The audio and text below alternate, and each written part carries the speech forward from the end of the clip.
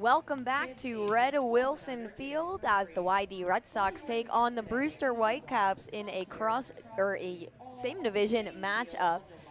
Today it is a beautiful sunny day on 4th of July weekend and the stands are filling up. It's Perri Kitei alongside Luke West Poley. As always, Luke, today will be about the pitching from the jump. We have two Buckeye pitchers on the mound. Starting off for YD, it's Landon Beidel. She's making his first start. He's been coming in relief, but has gotten an extra couple days of rest because YD wants to put him on that starter track, and here he is for the first time. Yeah, Beidel, she's extra fresh. She has not pitched in quite a while. Started one game during the spring for Ohio State after that 23 relief appearances, and as you mentioned, a couple of relief appearances to begin this year. His last time out against Wareham, though, he went pretty deep, 5 innings in relief and gave up just 2 earned runs. Also got a winning decision his first time out against Chatham. The Ohio State Buckeye lefty has been very strong, and a chance for him to pitch against his college teammate here tonight, adding a little extra fuel to the fire for Landon Beidel. She's here in his first start. And around the horn today for the Red Sox, the starting lineup has become pretty consistent with just a few changes every day. Connor Dykstra and Will King have been alternating behind the plate. Today, Dykstra is back. So it's Austin in left field around the horn, Enzo Apodaca in center, and Archer in right. Darby at third, Vieira at short. And Beidel starts off with a first pitch strike. Brady Day at second, Dub Gleed at first. And then, as we mentioned, Dykstra behind the plate. Davis Diaz leading off. He's a new addition to the Brewster roster. Check swing at strike 2. Beidel coming out firing.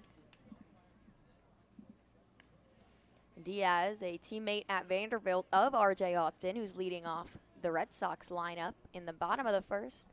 The 0-2 just below the zone. Nope, it's called strike 3. The delayed call, 3 pitches, 3 strikes. Diaz didn't even swing the bat, and Beidel has the first out. Really in command, a 3-pitch strikeout for Beidel. She's flipped a couple of breaking balls in there. Looks to be locating well to begin his outing. Infield moving over slightly to the right for Will Turner, who holds off on a first pitch strike. This one breaking away from Turner, the lefty. Plays at South Alabama in the Sun Belt Conference. Strike 2. Beidel has only thrown strikes. It's been 5 in a row. Brewster is going to be forced to swing. Another 0-2. And it's another called strike 3. 2 up, 2 go down, looking. 6 pitches for Beidel. Brewster has not swung the bat yet, and they have to because Beidel is not missing the zone.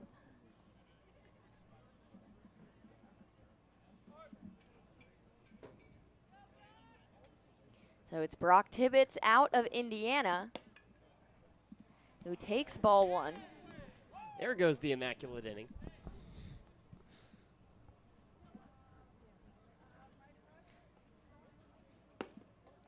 And ball 2 missing just below the zone. Beidel has been getting those called strike 3 around knee level, now trying to make Brewster chase.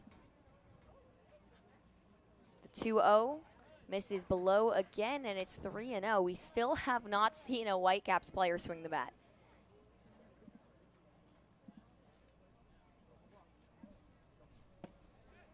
The 3-0 misses, and it's a 4-pitch walk after 2 called strikeouts. So Tibbetts, a base runner for the Whitecaps. And Trevor Werner is coming to the plate in the righty box. Number 48, Trevor Werner. Werner just finished up his junior year at Texas A&M. He's a native of Houston, Texas.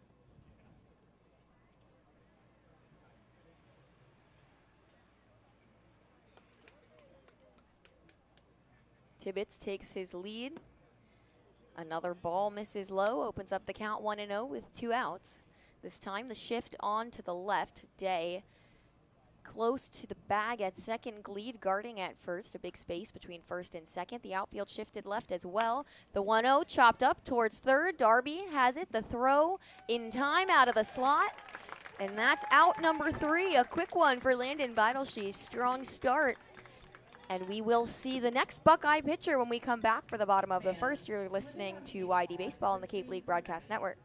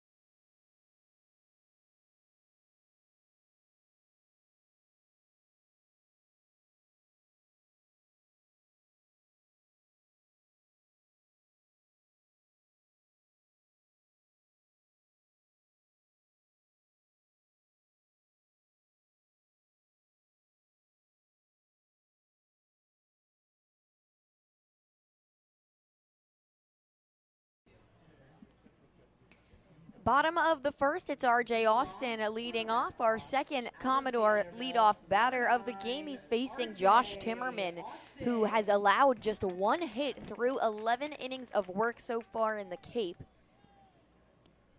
He has a very full arsenal of pitches, varies them up throughout at-bats, makes it really difficult to guess what's coming from him. A first pitch fastball misses high for ball 1. A lot of fastball slider from Timmerman. Sits in the low to mid-90s with that fastball. Austin fouls it out of play behind us. He also throws a cutter in place of kind of a changeup type of pitch. He throws that cutter in the high 80s.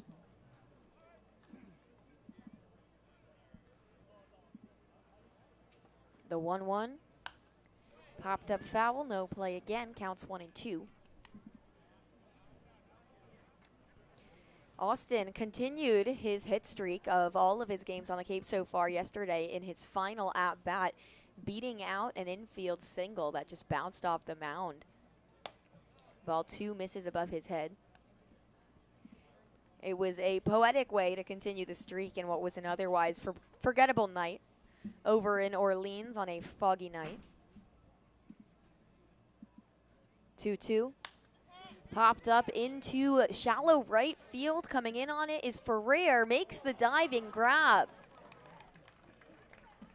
It was a well-placed ball from Austin. The outfield was playing a little shallower depth than they do for some of these other Red Sox hitters, and Ferrer got a good break on it. Laid out for it, made the grab on the first base line. Yeah, Ferrer just floated over that a little bit casually, and then at the last moment made that diving effort. It was a nice catch out there in right. Thought that had a chance at dropping, but it just hung up in the air a little bit too long. Brings up Xander Darby out of UCSB. He hammers the first pitch into right field. That's a base hit.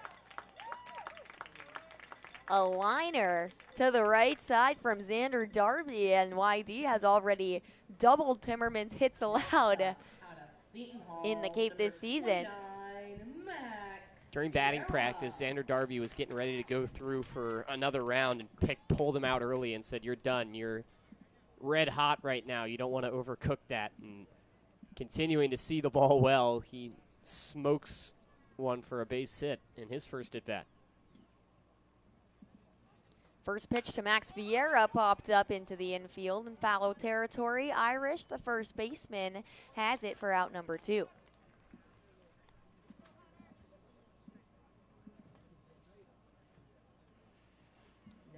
It's Hunter Hines, the league's leader in RBIs.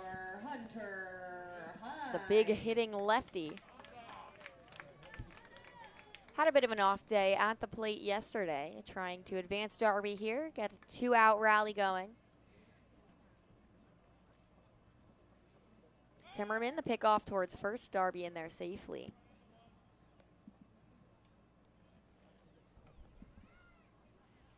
The infield backed up to the grass, outfield playing at depth. First pitch to Hines, well outside for ball 1.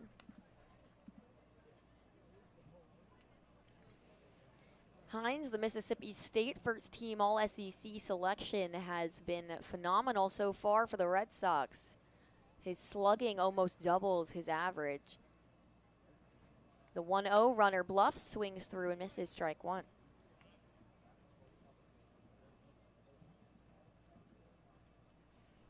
Hines has a league-leading 6 home runs.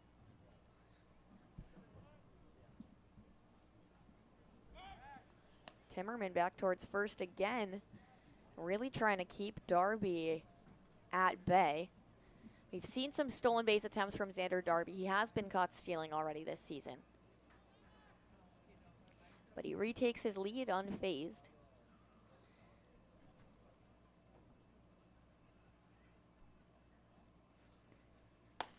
Hines almost hit inside, ball 2.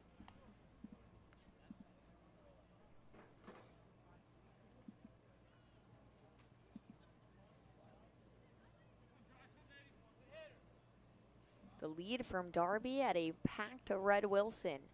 2-1 with 2 outs. Scoreless through the first so far. Timmerman. The shrug, the pitch. Hit well towards right field, back to the fence. And it's gone. Hunter Hines adds to his home run total.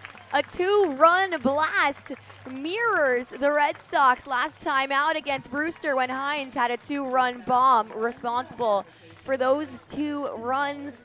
And Hunter Hines gets the scoring started early. That's a classic Hunter Hines at bat. Get ahead in the count, get a fastball over the plate, and just drill it over the right field wall. And he continues to wow everyone throughout this first half of the season. He has been phenomenal. Brings up Brady Day, who had a really nice day yesterday at Orleans, had a double and a single. Was responsible for half of the Red Sox hits. Sometimes Hines hits the ball so hard that it scares me off the bat. And I don't even know what to do with myself. The 1-0 today, fouled back towards us. Hines is one of those guys where we hang out around the batting cages and we talk to players and coaches, and sometimes you'll have your back turned to home plate and you'll be talking to someone and you can hear the crack of the bat. The 1-1 pushed foul up the third baseline into the bleachers. The Red Sox athletic trainer jogging over to check on everyone in the vicinity as Gary, Whitey Red Sox superfan, went diving out of the path of that ball.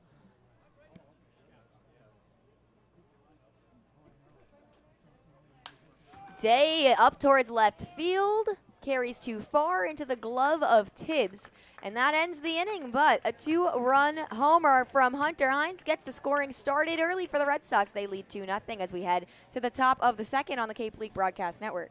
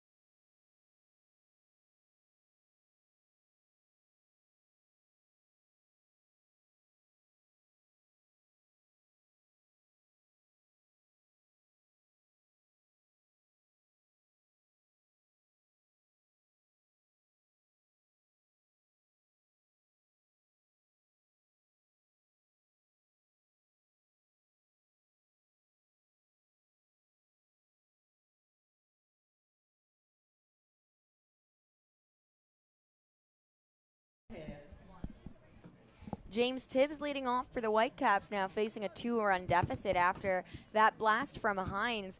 Deja vu from the last time these two teams battled. Beidelshe's ball 1 misses high. The final score was 2-0, and both of those runs were scored on a Hunter Hines home run, who seems to have the Whitecaps number. The 1-0 swung on and missed on the curve, and it's strike 1.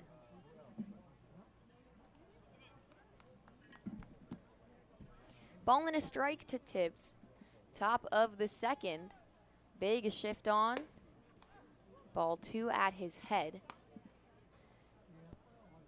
Day backed up into shallow right field.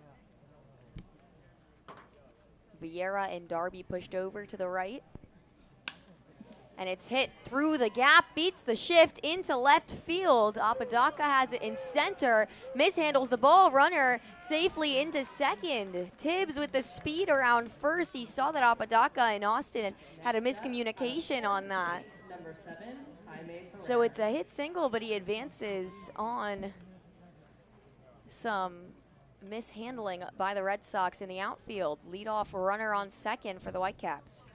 Yeah, that sucks if you're Landon Beidelshe's, but you'll kind of live with it. You jam the hitter up, and you just beat the shift, poked it through. That's normally a routine put out if everybody's in their normal spots for YD. The Red Sox, a very analytics-driven team. First pitch bounced up towards Beidelshe's. Gleed has it at first. That was Jaime Ferrer going after the first pitch in the at-bat. Next up, out of Auburn. Beidelshe's checked the runner at second, so Tibbs got held up, and there's one out in the inning.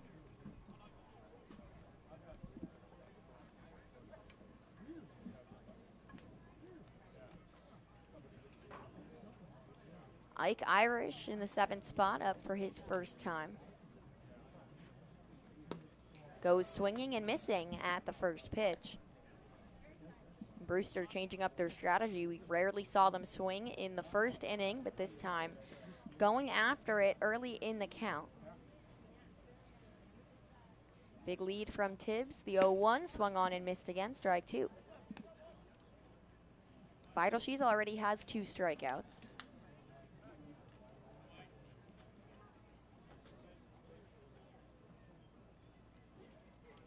Another big gap over at short.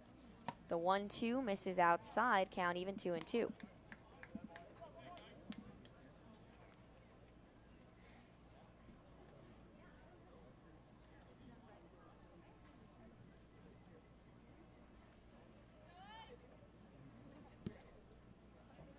Pickoff move towards second. Diving back is Tibbs. Quick turnaround from Beidelshe. Sneaky little move with Vieira covering the bag.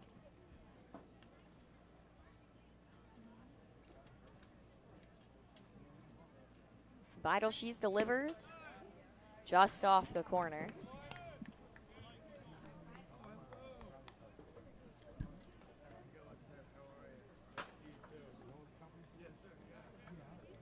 Infield shifted to the right, Gleed guarding the lines. Darby, the lone defender, over by third. The 2-2 outside, counts full.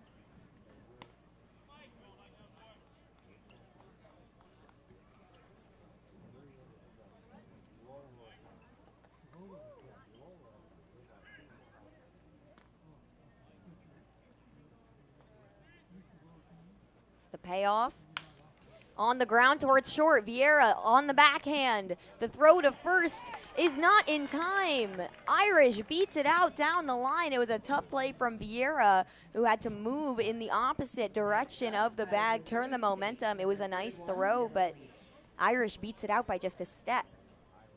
Soft contact is all the Caps have had so far, but Beidelshe's has just gotten really unlucky on the mound. Things are placed in the perfect spots to either squeak through or just force a late throw like that on the backhand from Vieira, an infield single.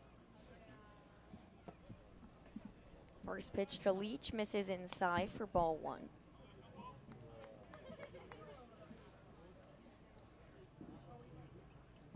Runners on first and second for Leach. With 1 out. The 1-0 outside, ball 2.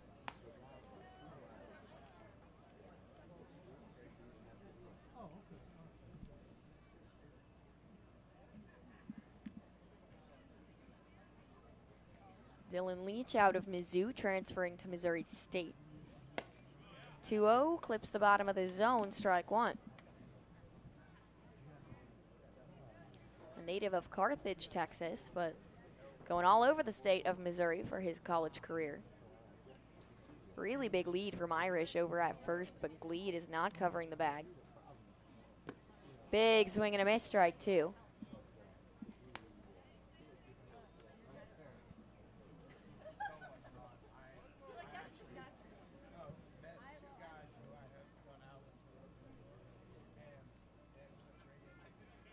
Outfield shifted slightly to the left. Day moving back over right. Ball three's outside, it's another full count.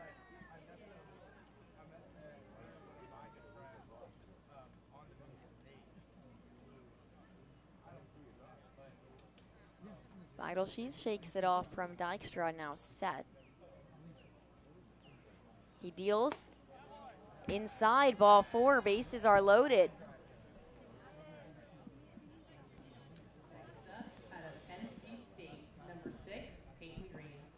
Dykstra out to speak with Shees. Man, this has just been a little tough on the lefty out of Ohio State. For the amount of base runners he's had to deal with now, 4 of them, with just 1 out in the second inning, I do not think he's pitched that poorly by any means. It's just been some near misses, some soft contact, and now he's found his way into a jam. Brewster has a lot of speed. We saw it when Tibbs took second on the slight error in the outfield that really a lot of runners would have held up on, not thinking they could get there, but Tibbs knew he had it in him, and then Irish beating out an infield single down the line by half a step. So Peyton Green, the 9-hitter, with the chance to play hero, put the Whitecaps back in the game as they trail 2-0.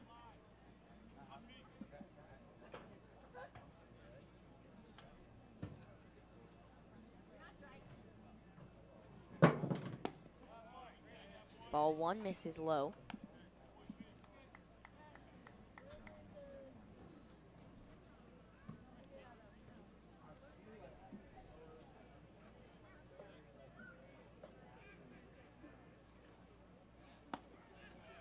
Ball two outside. Shees has nowhere to put Green. The NC State junior.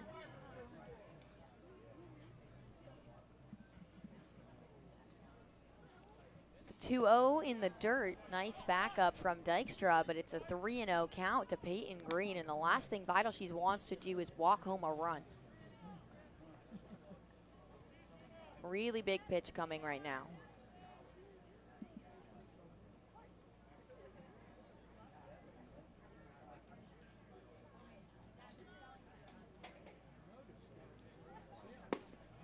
Ball four misses low, and the Whitecaps get one back. A 4-pitch walk scores the first run of the game for Brewster. Out of Vanderbilt, number 1, Davis. Shees adjusting his cap. Some clear distress across his face, just trying to get out of this one without any more damage. And the lineup has turned over to Davis Diaz, who was rung up in his first time around.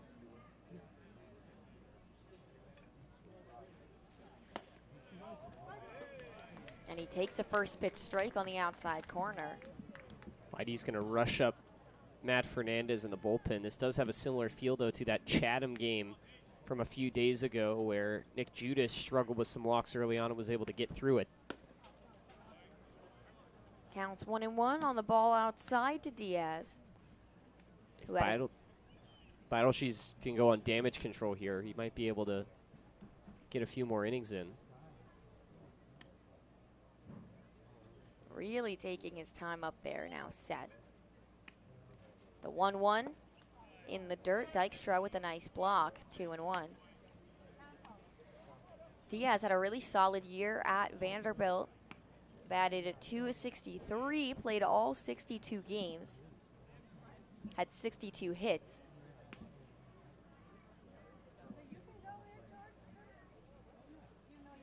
Shees deals, big swing and a miss. Count evens up 2-2.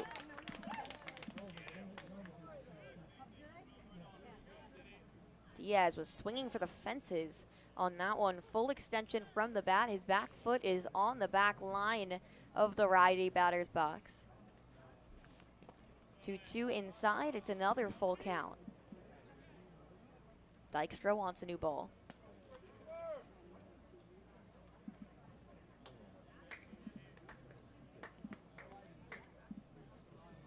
The Red Sox have been really good at bouncing back from losses, as they were on the losing end of a big one yesterday. The payoff popped up into foul territory, out of play.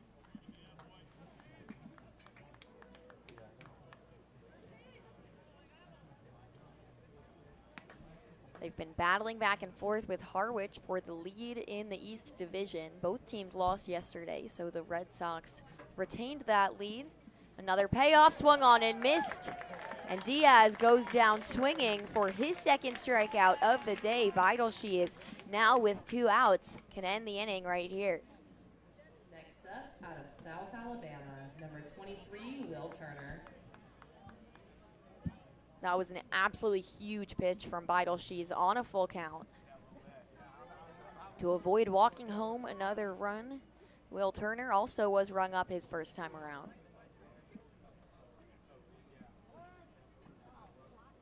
And Tedeschi calls time.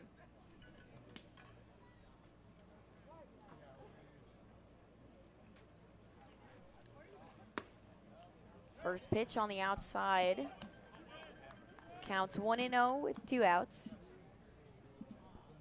Bases are still loaded. Irish, the lead a runner on third. The 1-0 misses again. 2 balls, no strikes.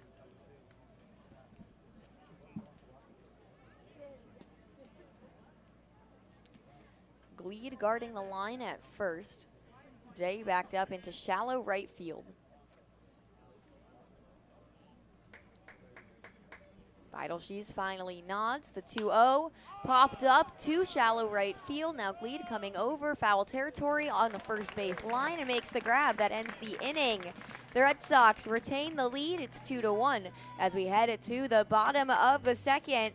YD will go 6, 7, 8 when we come back on the Cape League Broadcast Network.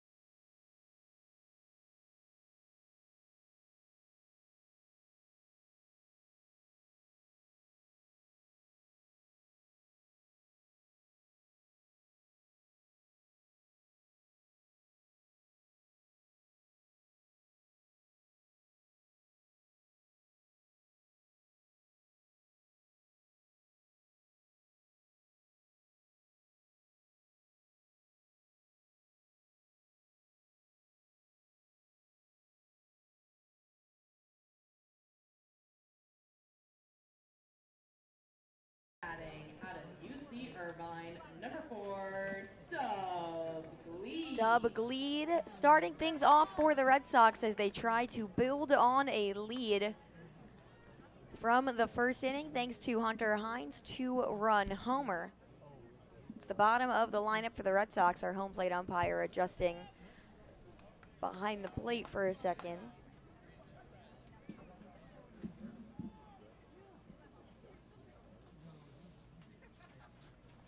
Not really sure exactly what the delay is, but Gleed yet to step into the batter's box. He's fixing the back of Dylan Leach's chest protector. He was messing with some straps. Leach needed some help, so he was fixing those for him. First pitch to Gleed. Hammered out towards left field, going back to the wall, but foul in the bullpen. Good contact from Gleed. Gets the hearts racing, but that one couldn't stay fair. Gleed has drilled a lot of balls foul this season. See if you can wait back on one and send it straight. The 0-1 popped up behind us, out of play, and it's 2 foul balls to start off the count 0-2. Turner backed up almost to the fence in center. Ferrer and Tibbs on the corners pulled in slightly more. The 0-2, a curve just misses the top of the zone, ball 1.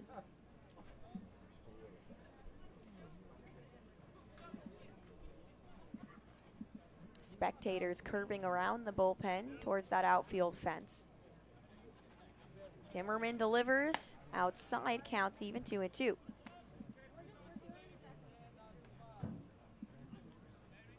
Gleed, given name William, goes by Dub, native of Ladera Ranch, California.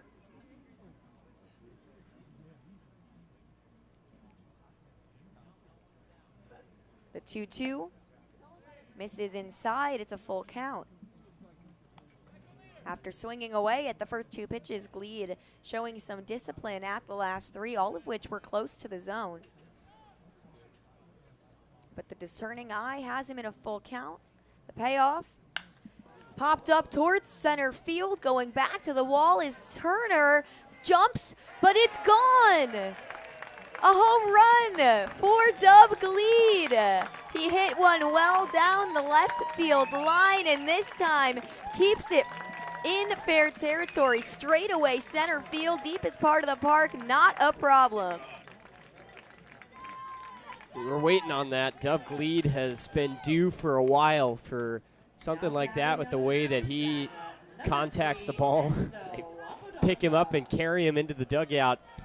But good for Dub to finally get his first deep fly this season. A solo shot leads things off, and Enzo Apodaca takes strike 1. Jacob Jenkins-Cowart picked up Dub Gleed, threw him over his shoulder, and carried him into the dugout to celebrate. The 0-1 misses below the knees, and it's 1-1. It's been a home run hitting day so far. Enzo's first, maybe? Timmerman delivers high. Counts 2-1 with no outs. It's a line drive type of guy, but this ballpark, everything's out the window. With the wind blowing out, you could be a single machine and hit one over the fence. Almost clips him. Instead, count moves to 3-1 on the ball that ran in on his elbows.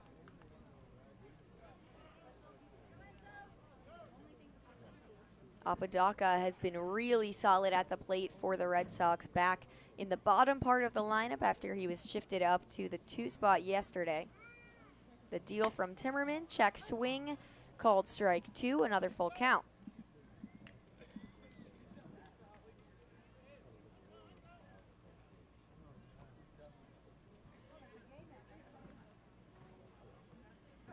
The 3-2 chopped foul. Apodaca played at Gonzaga, is now in the transfer portal. Spent 2 seasons over in Spokane.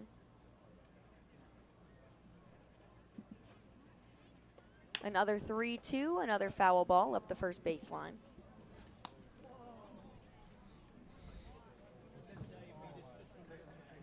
A former all-freshman West Coast Conference selection and West Coast Conference honorable mention. Another hard grounder up the first baseline. He's just aiming for his coach Cam over by first base. Waiting on the 9th pitch of this at-bat. just the second batter of the inning. Feels like it's been going on for a while now. Another payoff popped up to the infield. Diaz over at second underneath makes the grab, and a long at bat is fruitless for Apodaca, and that brings up Connor Dykstra. Next up, out of Jordan Still somewhat Mason, productive, though. number If you can see 22, upwards of Connor 8, 9, 10 Dykstra. pitches in an at bat, there's some positive that you can take away from it. Even if it results in an out, you don't get anything tangibly productive out of it. If you're able to rack up that pitch count a little bit, help maybe chase the starter out of the game early. First pitch to Dykstra at the shoulders. Dykstra had his first home run just a couple of games ago at Chatham. The 1-0 again at the shoulders. It's 2-0. And Leach will jog out to have a conversation with Timmerman. YD is giving him some trouble today.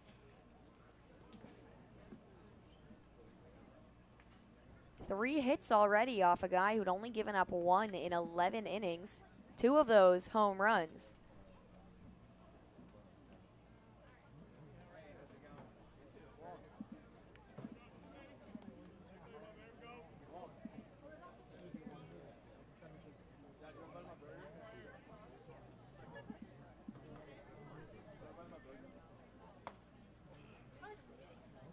A strike drops in, and Dykstra holds off. Counts 2-1 with 1 out. Archer on deck at the bottom of the order.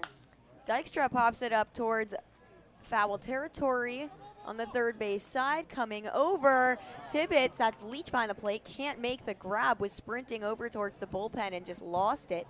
Pops off the glove, and Dykstra lives to see another day.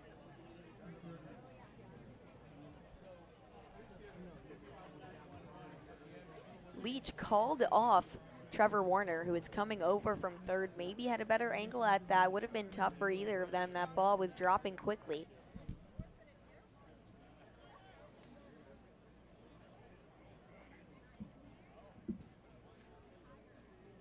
The 2-2 swung on and missed a strikeout for Dykstra. Brings us to Nathan Archer. Next up, out of Bowling Green, number 17, Nathan. Good rebound for Archer. Timmerman as he makes his way through this bottom of the order following the leadoff home run. Got into a battle against Apodaca, won it, and then got that strikeout after a tough break defensively.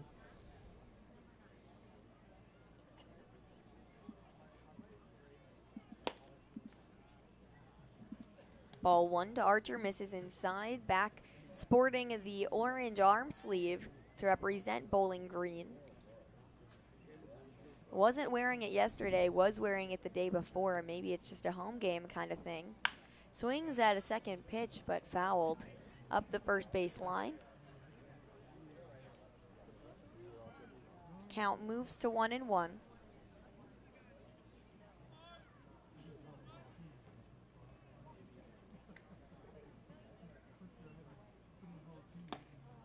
Swings and misses at strike 2. Archer has 3 home runs of his own on the Cape League this season. The 1-2 popped up towards left field. Coming over is Tibbs. Now backs up, makes the grab. That retires the side. But the Red Sox tack one on the solo shot from Gleed. It's 3-1 YD. We go to the top of the third. It's Perri, Kitei, and Luke West Poley on the Cape League Broadcast Network. Whitecaps.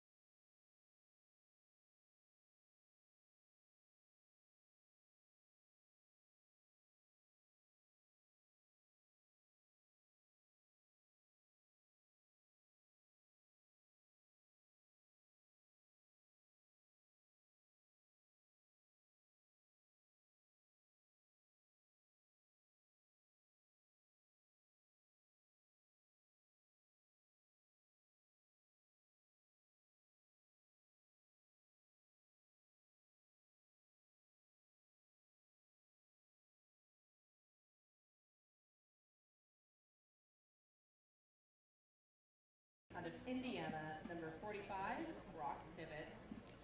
Landon Beidelshees returns to the bump after working himself out of a bases-loaded jam with 1 out in the second.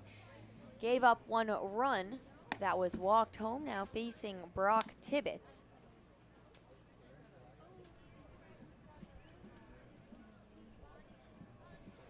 Tibbetts takes ball 1 and strike 1. Back-to-back check swing on strike 1, but it was called regardless. A regular infield for the Red Sox. Beidelshees deals strike 2. Backdoors in there. Tibbetts now down in the count, 1-2, the Indiana Hoosier. Swings away, strike 3. Beidelshees feeling himself again, another strikeout to start things off. Next up, out of He's Texas not wasting A&M, any of his pitches right now, which is a good sign after that second inning that was a little bit lengthy. Can keep things very economical in terms of pitch count if he continues to hammer away at the zone with all these 3-pitch strikeouts. Trevor Warner grounded out his first time at the plate. The first pitch to him runs inside, ball 1.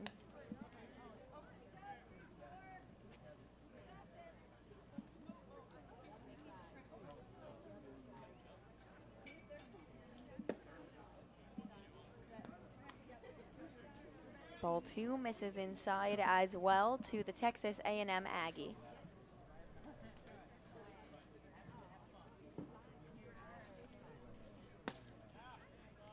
And ball 3 below the knees. Beidelshees is following up a quick strikeout with now 3 balls. Has given up a couple of 4-pitch walks today. Not this time, as the green light on the 3-0 is fouled towards the bleachers.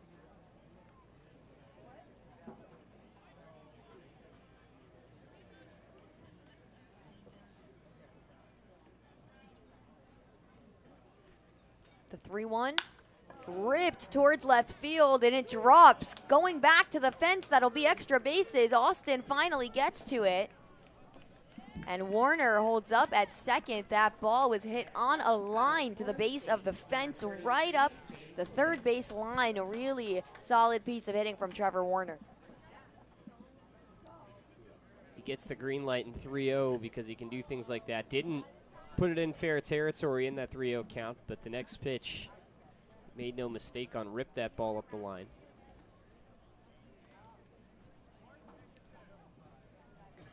Trevor Warner was batting .300 coming into today behind only Brock Tibbetts.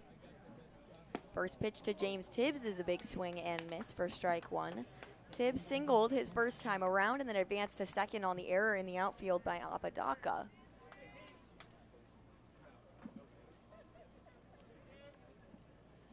He beat the shift that time. Now Vieira coming back over to cover shortstop as strike 2 falls in the zone. And Beidelshees is ahead once again with an out and a runner on second.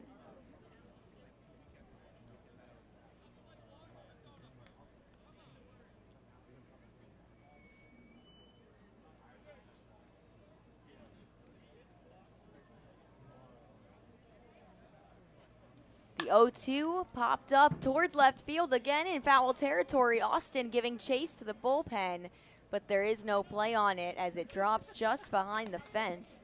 A hard hit ball. Austin was almost there, but the count remains 0-2.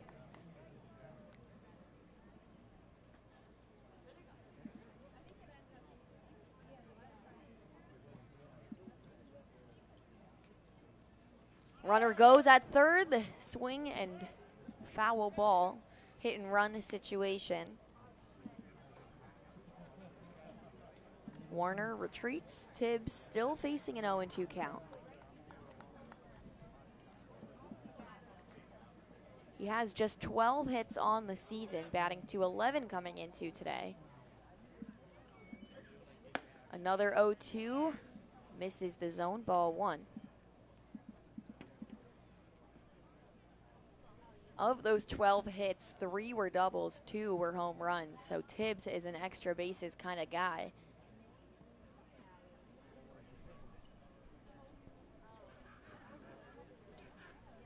Runner bluffs, Tibbs swings away, and we'll go back to the dugout. Another strikeout swinging for Beidelshees. 2 strikeouts in the inning. And Brewster down to their final out in the 3rd.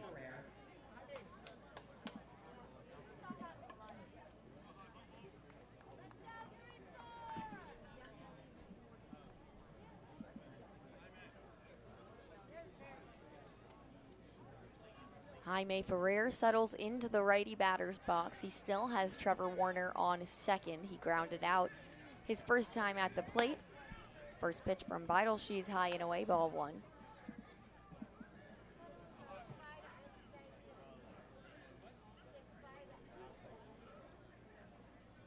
Regular infield, Apodaca shifted to the left in center. Ball 2 misses on the outside.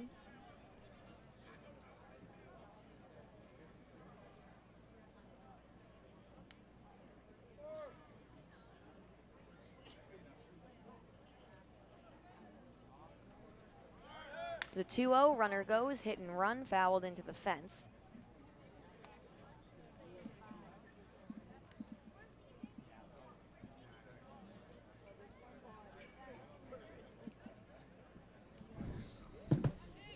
Brewster really trying to advance this runner, give them any chance of coming around to score on a base hit.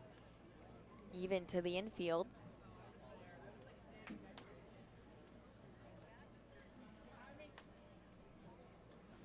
The 2-1 misses the top of the zone, ball 3.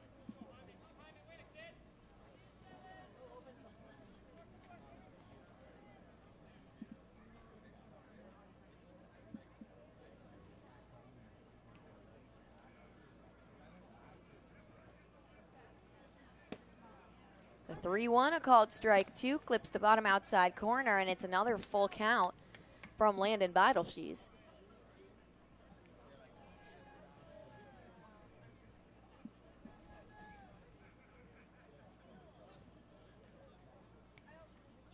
He faces the Florida State junior. Fouled back out of play. With a full count and 2 outs, Warner is not forced to run, but he is running on the pitch.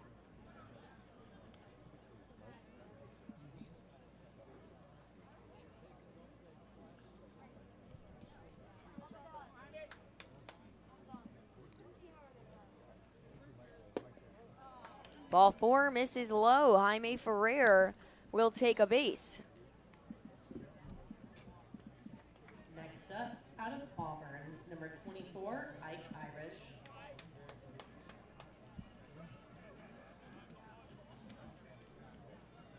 It's Ike Irish who singled his first time around. 1 for 1. Shift is on to the right. He beat the shift last time through that shortstop get. Pickoff move towards second. Warner back standing. There is now a force in play at all the bases in the infield, as Day jogs his way back into shallow right field. Beidelshees nods and sets for the fresh count. Another pickoff towards second. A sneaky move, and Warner diving back in time. Irish still has not seen a pitch as he gets back in the lefty box, toe on the back line.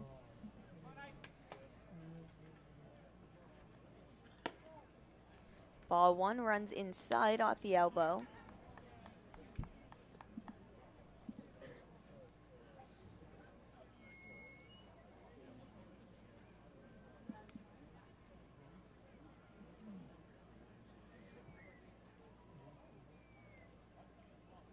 Beidelshees really taking his time. And ball 2 drops in the dirt. Dykstra takes a couple steps to pick it up. He is making the most of the pitch clock. We've seen a couple of pitchers work quickly as a strategy, and there will be a mound meeting with OID assistant coach. ID saw a quick worker yesterday in Orleans starter Daniel Avidia, who would just get the ball back, set, and throw. But you typically only see that when a guy is really rolling through a game. He's retiring a lot of hitters. He's not allowing a lot of base runners. He's in good rhythm.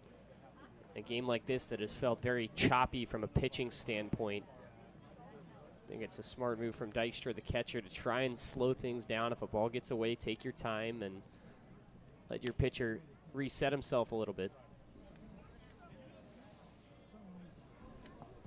And he will do exactly that. The mound meeting is broken up. The second mound meeting of the day, as signaled by our home plate umpire. Irish facing a 2-0 count, 2 outs, 2 runners aboard. And ball 3 misses low and away. Beidelshe's walked Jaime Ferrer off the full count.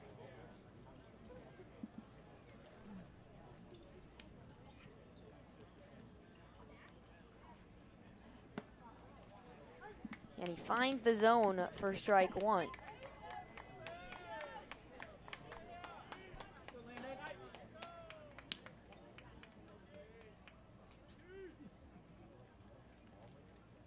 Irish swinging the bat below his knees. Now set, the 3-1. Called strike 2 as Irish was making his way up the first baseline. He's shaking his head at the umpire. Risky move, but it's a full count. That one just curved in, hit the bottom of the zone before dropping. And it's another full count for Beidelshe's.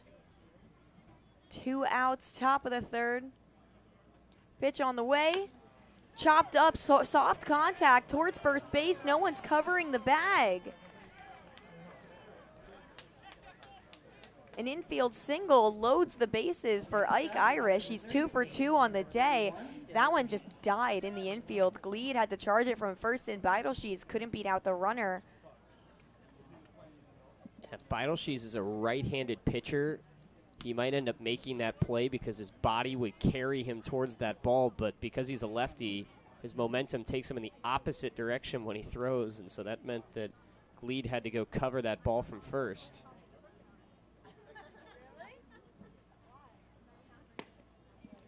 Big swing from Dylan Leach on the first pitch for a strike. Beidelshe is in another bases loaded situation, this time with 2 outs. Surprised he didn't just give up a pitch clock violation. That seemed awfully long. Another swing and a miss, strike 2. Leach is down 0-2. He walked his first time around, so this is his first at bat.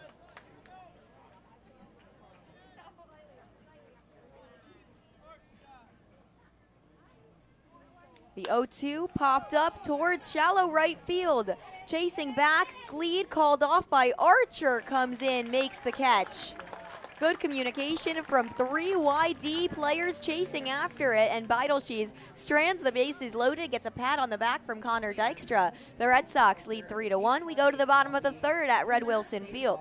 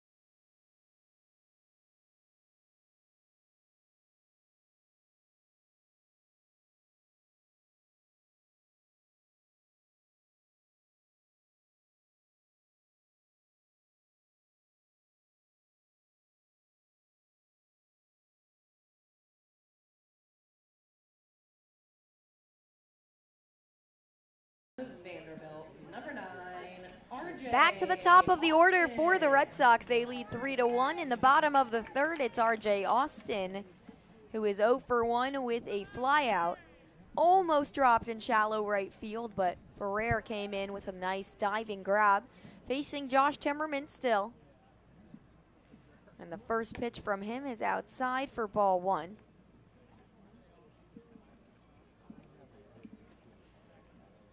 Outfield backed up for Austin, who's been a very consistent hitter since he stepped foot on the Cape. The 0-1, or the 1-0, in there for strike 1, and it's 1-1.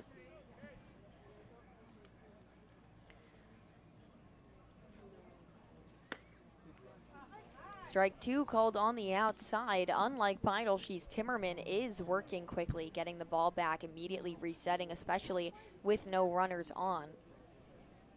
This time takes a pause to shake off a few into his motions. And ball 3 drops just outside. Some movement in the shoulders from Austin, but no go. It's 2-2. Austin, the former USA U18 team member. The 2-2 is fouled back into the fence, and the count stays the same. He's batting .344 since he got to the Cape, with a hit in every single game. At least one, if not multiple. He has 11 hits. Fouls it back again behind our heads.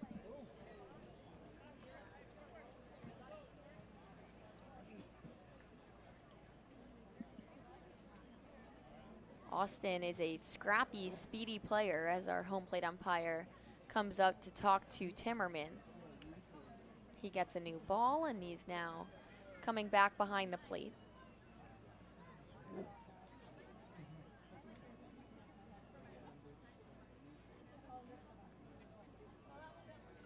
Timmerman delivers, almost hits him in the head. Austin with a dramatic turn away, and it's 3-2, full count.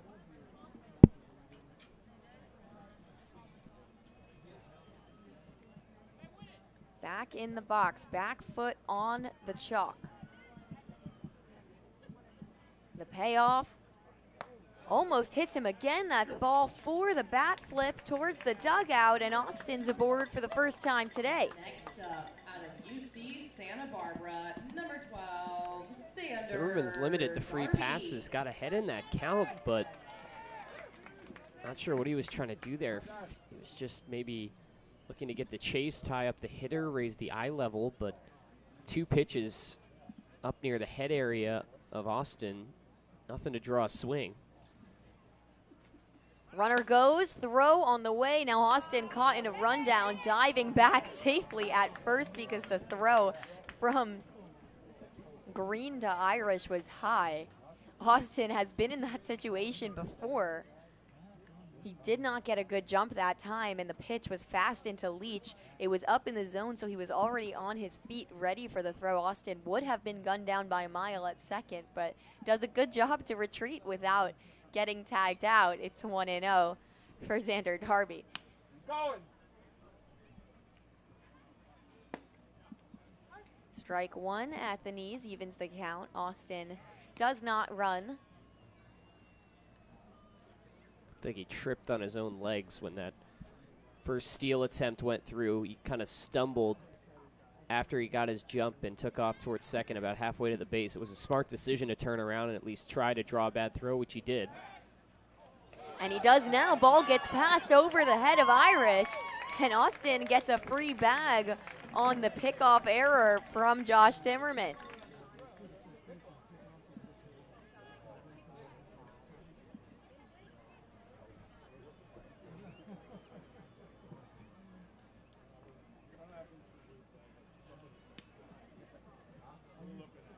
First mistake of the sort today we've seen from Timmerman. Austin was busy diving back towards first, and that ball was feet above the head of Irish, who is pretty tall over there at first base. Darby hammers it towards right field, going foul territory and out of play. Sounded really good off the bat, but pulled it foul. And it's a 1-2 count for Darby.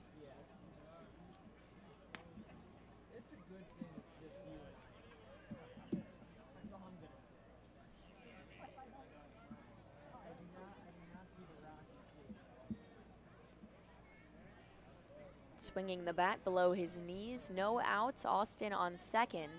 Now back in his stance, he had a single his first time around. The pitch misses low for ball 2. Darby, the rising junior at UC Santa Barbara. The Gaucho has been only getting better and better after a short adjustment period for these wooden bats.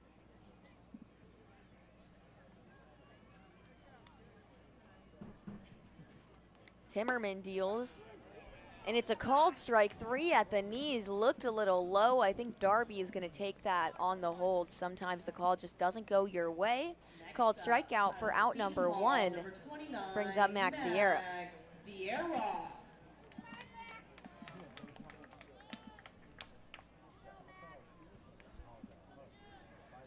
Vieira on a hit streak of his own.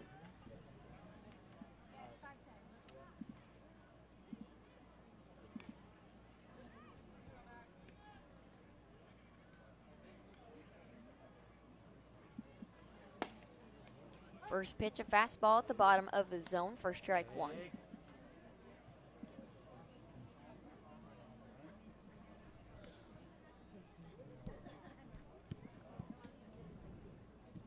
Timmerman now set again. Checks on Austin, shrugs the shoulders. The pitch grounded foul up the third base line.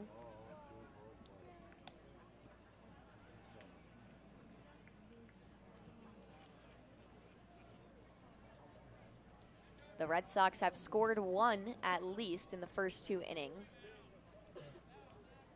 Austin in scoring position on second.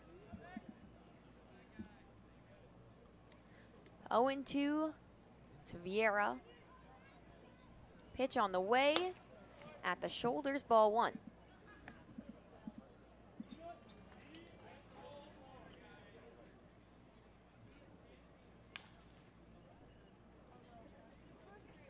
Got a lefty out there warming for Brewster. Timmerman's pitch count up into the mid-50s.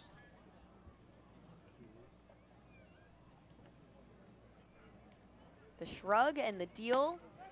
Vieira holds off on another strike 3 called. That one just curves down at the last second to hit the top of the zone. A really nice strikeout pitch from Josh Timmerman. Rings up 2 in a row after the error on first. And it's Hunter Hines who got the scoring started with his home run his last time around. And he is intentionally walked.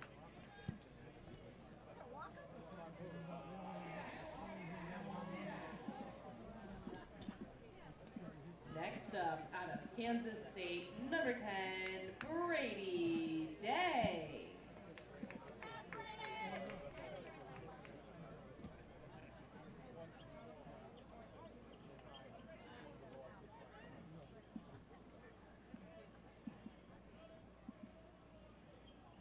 Brady Day 0 for 1, 2 runners aboard, 2 outs, holds off on a first pitch strike.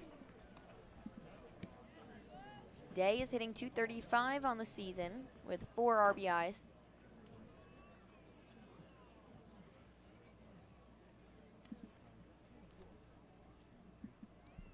The 0-1 on the way, hit into left field, into the glove of James Tibbs, who was playing shallow. That could have dropped if he were any deeper. Instead, it ends the inning. The Red Sox strand 2, and the score is still 3-1 as we head to the top of the 4th. It's Perri, Kitei, and Luke West Poley. You're watching YD Baseball on the Cape League Broadcast Network.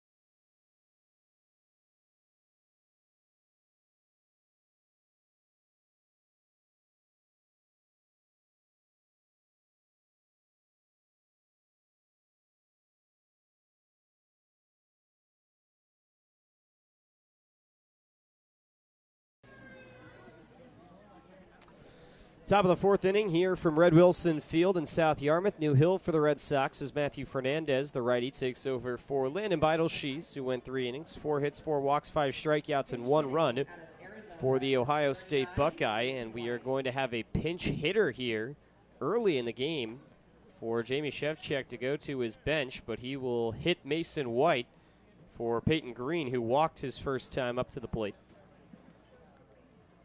Righty on lefty now. New pitcher, new hitter, and the first pitch is down and in for ball 1. White, the Arizona Wildcat, hitting 137 this year. Taps this one foul. He's got just 4 hits, but 3 RBIs, and 2 of his 4 hits are home runs. Already seen 2 home runs in this game, both from YD bats. Hunter Hines and Dub Gleed have put one over the fence. 1-1, this one hit pretty well out to right. Backing up is Archer, and he will stop to it and make the catch short of the wall for out number 1.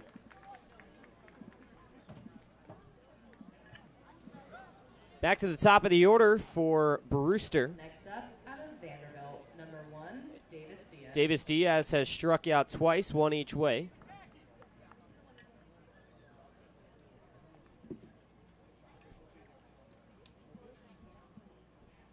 First righty to face Matt Fernandez, and the first pitch is yanked outside for ball 1.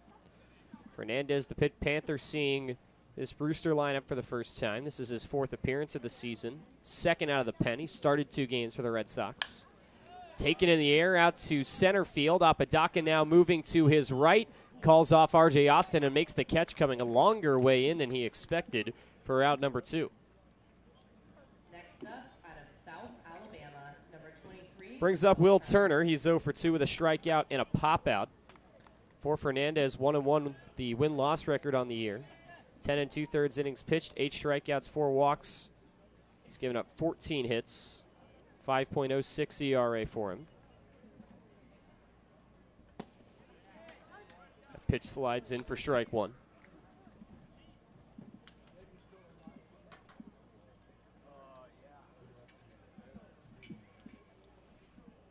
Turner, the South Alabama Jaguar, takes the 0-1 offering in near the legs. 1 ball, 1 strike. From Auburn, Alabama.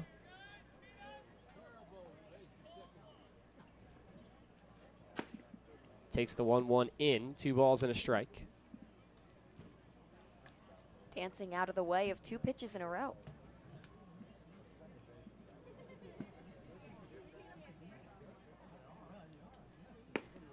Two-one, and that finds the zone for strike 2. That was the location that I think Beidelshees, or beg your pardon, Fernandez was looking for. Finally found it on the inner half.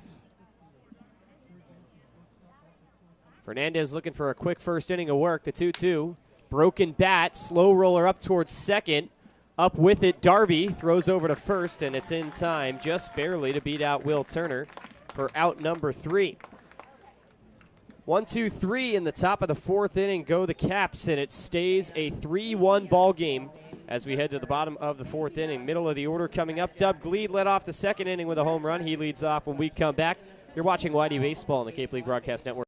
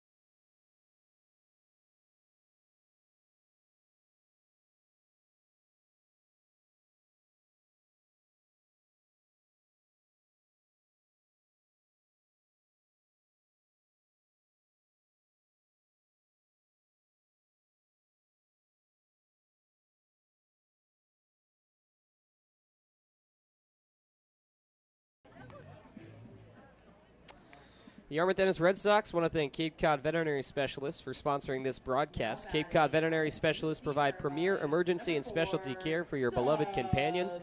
They are located in Dennis and Buzzards Bay and are open 24 hours a day.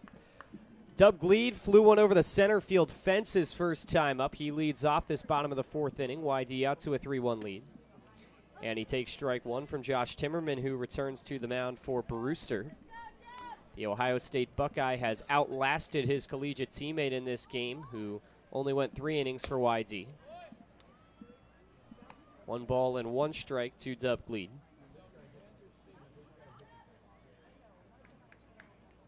Timmerman lifts the knee, now fires.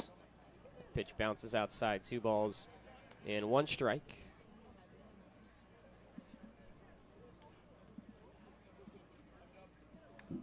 Timmerman, the rising senior out of Blacklick, Ohio, was 2-2 for Ohio State this past season. That one up near the head for ball 3. Product of Wabash Valley College, a JUCO in Illinois that advanced to the JUCO World Series in 2022. One of the top programs in the Midwest at the JUCO level. 3-1, bumped foul off the bottom of the bat. Count is full to Dub Gleed. That home run, his first of the season. It was a solo shot to lead off the second. RBI total up to 3 now for Gleed. Payoff pitch. Cracked on the ground over to third, waiting back on it. Werner fires a seed onto first for out number 1.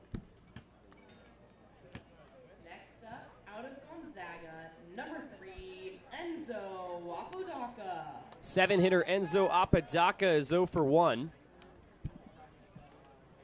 He takes a look down at Scott Pickler at third base. Bases are empty with 1 out in a game that has been relatively slow moving. One of the most well-populated games, though, this season here at Red Wilson Field. Apodaca fouls that one off his leg and immediately hunched over, favoring the left knee.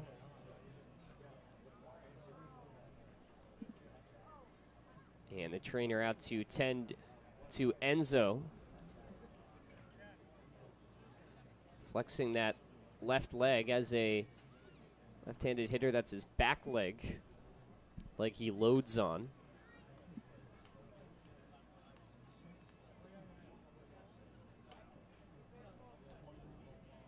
So Enzo will go down 0-1. He will stay in the game.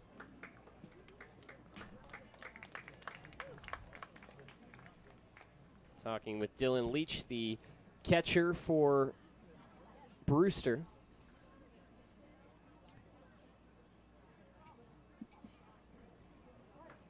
Ready to go again. Timmerman working from the wind. Apodaca takes strike 2. Fans have almost completely circled the field here at Red Wilson. They are about 3/4 of the way around it. 0-2 lifted out to shallow center. Turner having to charge in, but he is there and makes the catch for out number 2. Next up, out of George Mason, number 20. So 2 gone as YD looks to avoid going down in order. Connor Dykstra struck out swinging his first time up, and the righty swinger gets his second look at Josh Timmerman.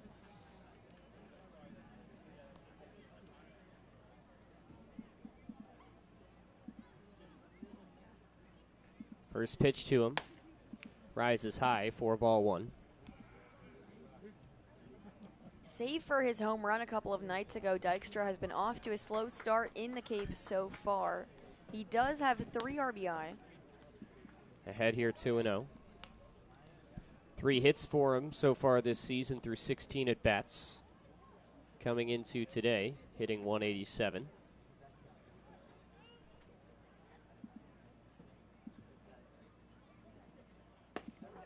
He takes strike 1 over the outer half. Dykstra, the rising senior from George Mason, a team that made some noise in the NCAA regionals this past year. Canadian from Chilliwack, British Columbia. That one just misses below the zone. 3 balls and a strike. Played in the Appalachian League last summer, hit .238 with Danville over 24 games. Played for a college team called the Whitecaps at Galveston Community College. Swings and misses at the 3-1 offering, and now the count is full.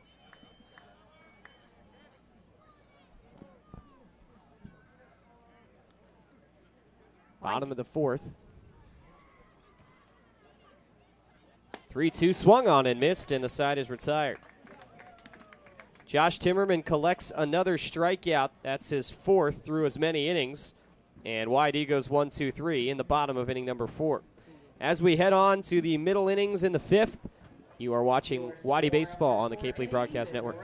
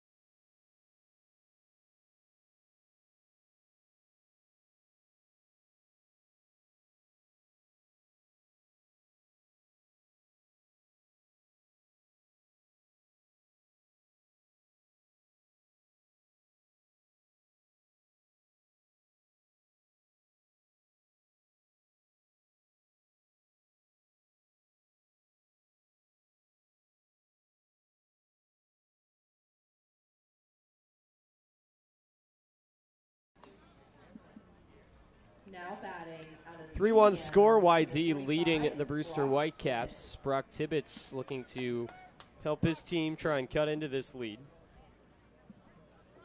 Indiana Hoosier is 0 for 1 with a walk. First time he will see Matt Fernandez, who retakes the mound for his second inning of work.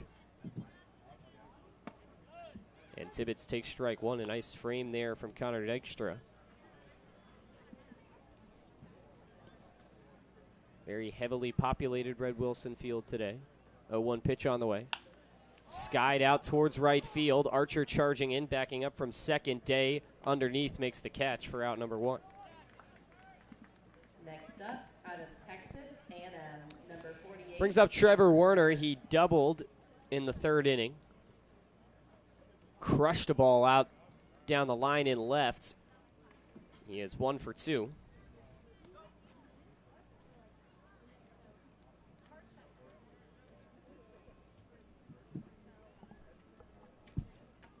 From the wine, the first pitch on the way. Zipped in the dirt for ball 1.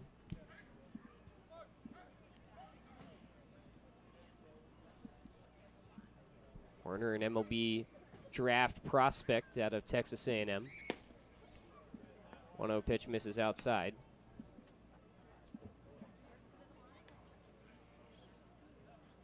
Or an MLB signing prospect, I should say. 2-0 pitch. Cracked over towards third. Off the glove of Darby, it trickles into left. Werner will circle around first and head into second base. He will get there easily. And that should be another double for Trevor Werner. Next up, out of Florida State. Werner is just getting every piece of these balls. Barrel contact, and that one was too fast for Darby to get a hold of.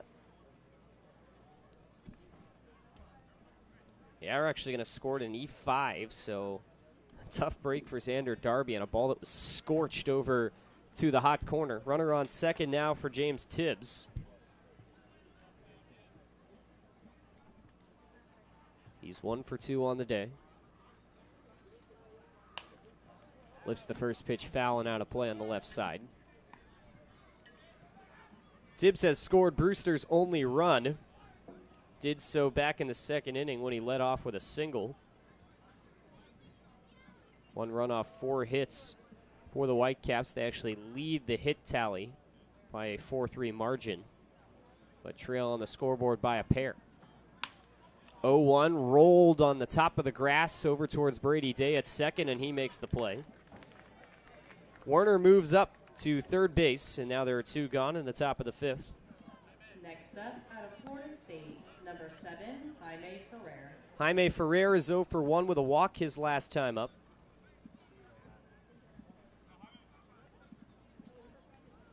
Florida State Seminole.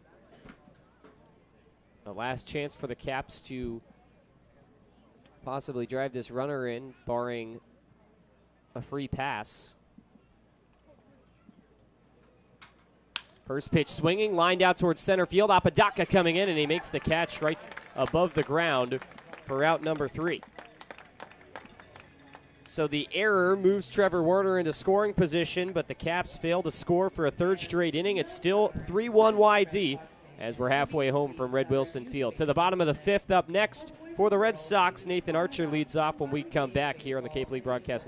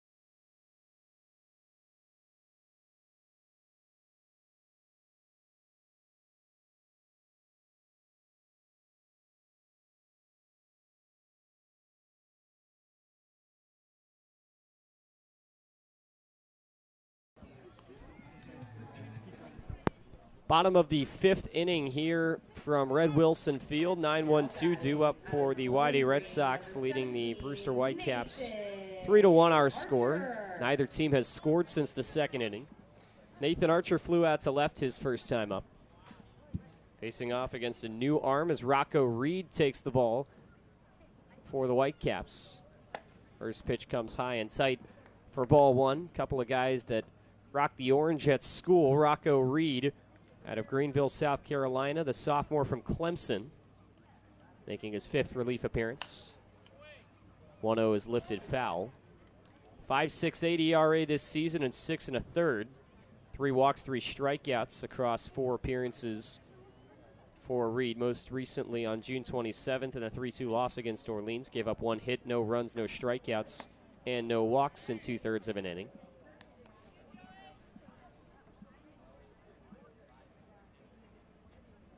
$1 and 2 strikes, the count to Nathan Archer. Seen his average dip below 300.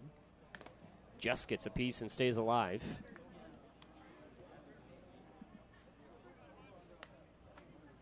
Came into today hitting .294, 3 home runs, 7 batted in this year.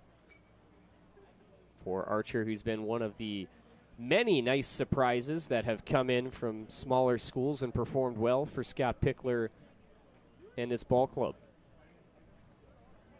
Looping breaking ball misses upstairs, 2-2.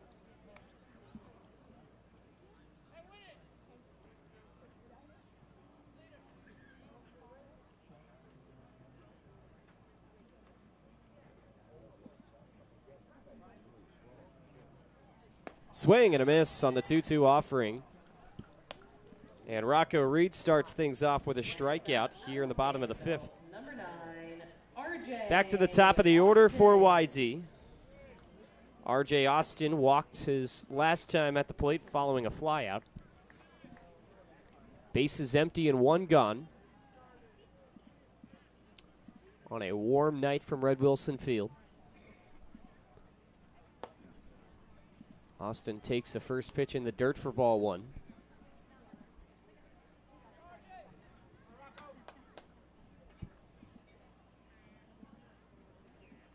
Now the 1-0.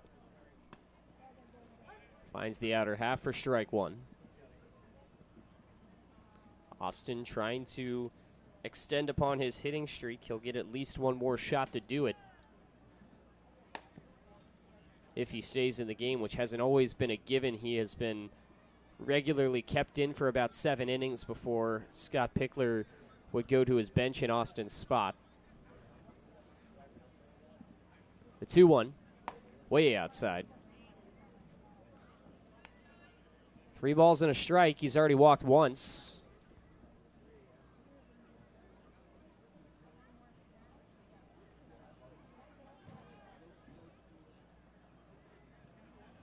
Swing and a miss from Austin on the breaking ball. Reed gets him to chase down low, and the count is full.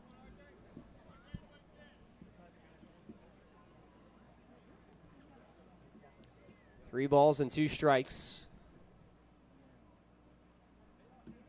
Reed deals. This one hammered out towards deep right center field. Turner going back at the wall, diving, and he made the catch. Will Turner with a gem out there in right center. Full speed and full extension was what that required in the gap, and he makes the play for out number 2. That was an all-star level catch from Will Turner. I thought he had no chance on it off the bat. It was heading right towards the gap. He was sprinting, as you said, Luke, full speed, horizontal, with the ground in the air. That was gorgeous to watch, something that as the batter you just have to respect the play. First pitch swung on and missed by Xander Darby for strike 1. Scott Pickler with a fist bump to R.J. Austin on his way back to the dugout. There's not much you can be disappointed with other than the result of that at-bat. The 0-1 misses outside. That's one of those that's going to be a hit 95% of the time. But just have to respect the strong defensive play made in the field. Darby is 1 for 2. And he takes ball 2 that bounces into the plate. 2 balls and a strike. YD has seen Brock Tibbetts behind the plate a couple of times in the first meetings between these two sides, but today he is the DH in favor of Dylan Leach. Ball misses below the zone for ball 3. Leach has the Missouri helmet on while catching behind the plate. He's actually transferring out to play at Missouri State next year. Darby cracks this one to deep right field. Going back is Ferrer at the wall and called off. The catch made by Turner right at the fence. 2 loud outs following the strikeout from the YD top of the order. The 1-2 men go down, each on an F8, and the side is retired in the bottom of the 5th. We've been scoreless for the last 3. It's still 3-1 Red Sox here on the Cape League Broadcast Network. Stay tuned. Back in a moment.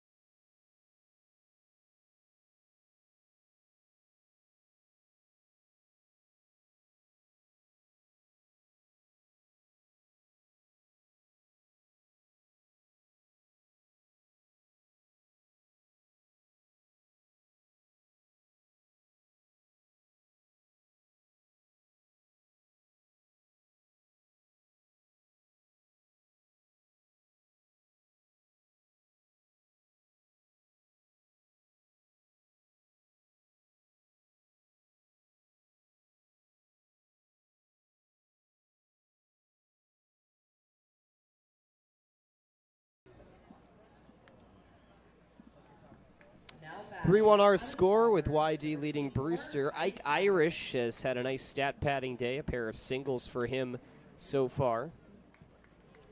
Matt Fernandez back to it for YD. And he deals a first pitch ball at the shoulders. Fernandez has only given up one base runner. It was off an error as Trevor Warner reached. This one ripped over on the right side, backed up into the shallow outfield. Day on to first, and it's in time.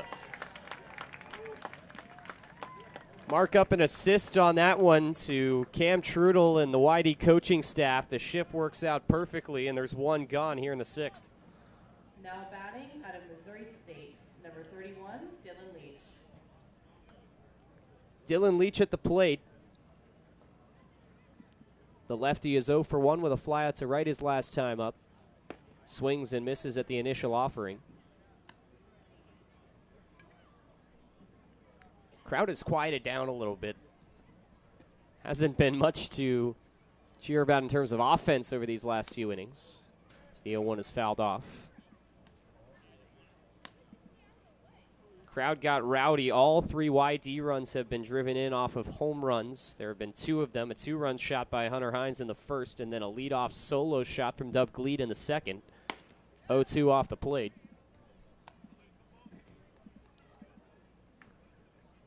Fourth of July weekend. This is where the Cape really starts to get crowded for the next month or so as the tourist season ramps up. 1-2 rolled foul.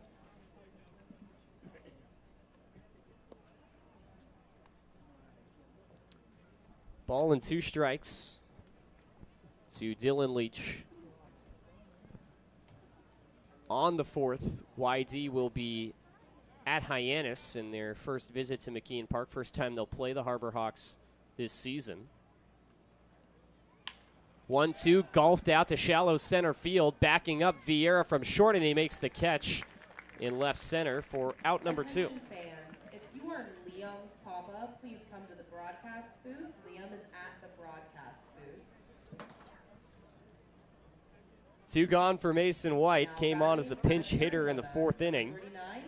This will be his second crack at it. He's 0 for 1 with a fly out to right. Really interesting to see Peyton Green subbed out so early after a walk in his first plate appearance. There was nothing to indicate that he should be pulled. Swing and a miss on the first pitch for strike 1. There might be just something we don't know about going on behind the scenes. Certainly rare to see a substitution so early in the game. The 1 misses outside, a ball and a strike.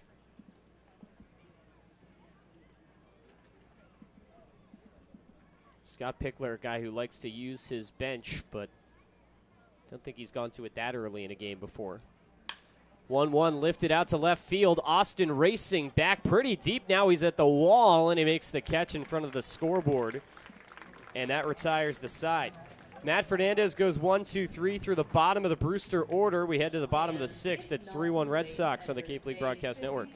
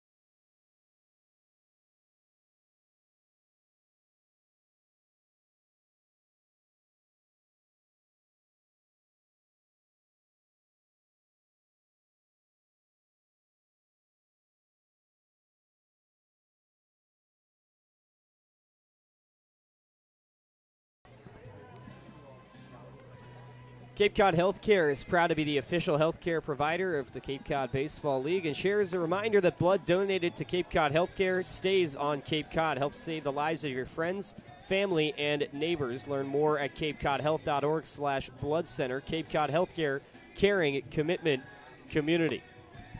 Last of the sixth here from Red Wilson Field. Luke West Poley with Perri Kitei alongside Anna Tedeschi, our producer, our great crew on hand. 4th of July weekend. Things are ramping up here on Cape. Division race just as hot as it's been all season for YT, currently clinging to a half-game lead over the Harwich Mariners. Everything has gone YD's way over this last week or so to keep that divisional lead. Every time they lose, Harwich loses. Every time they win, Harwich wins. It's been a pretty consistent half-game gap for a little while. First pitch sails up high to Max Vieira. Rocco Reed back on the mound, worked a clean inning in relief, went 1-2-3 in the last inning. Whitey hit him up pretty good. 2 shots to the pretty deep outfield, but they were both caught. 1-0 was flared foul.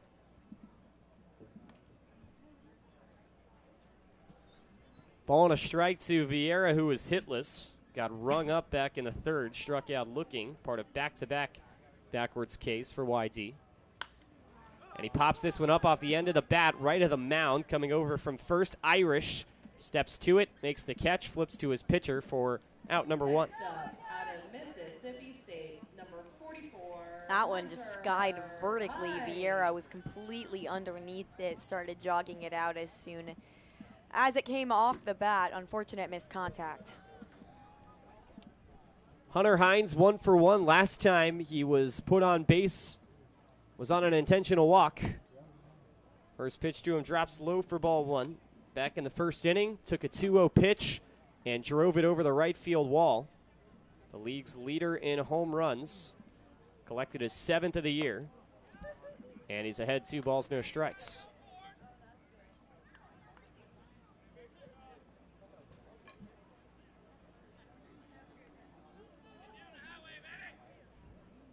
Two-0 pitch on the way.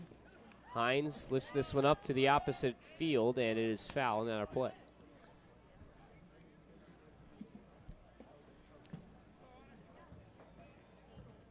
For perspective on Hines' 7 home runs at this point in the season, his 2-1 comes in, and he takes down the hard for strike 2. Oftentimes, at season's end, you will see the league leader be at about 14, 15 home runs. Hines is already halfway to that, and we are not quite halfway through the season yet. 2-2, check swing on a pitch in the dirt, appeal to third, and Hines held up, and the count is full.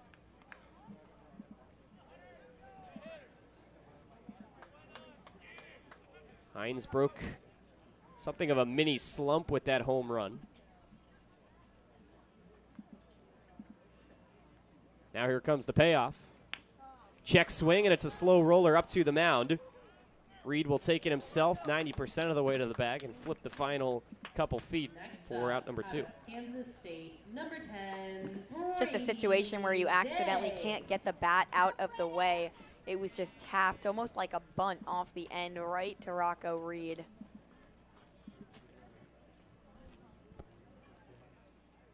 First ground out to the pitcher we have seen in this game from the wide east side of things. Brady Day has flown out to left twice in this one. And he takes a first pitch at the top of the zone for strike 1.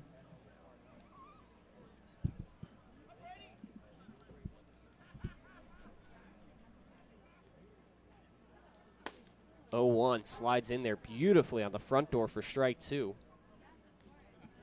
Reed looking for his second straight 1-2-3 inning out of the pen. 0-2 today. Swing and a miss, strike 3. It'll require a throw over to first, but it is made by Leach, and that retires the side. We're through 6 here from Red Wilson Field. We've had 4 clean innings on both sides of things, and it's still 3-1 Red Sox. Back for the 7th inning when we return. You are watching Red Sox baseball here on the Cape League Broadcast Network.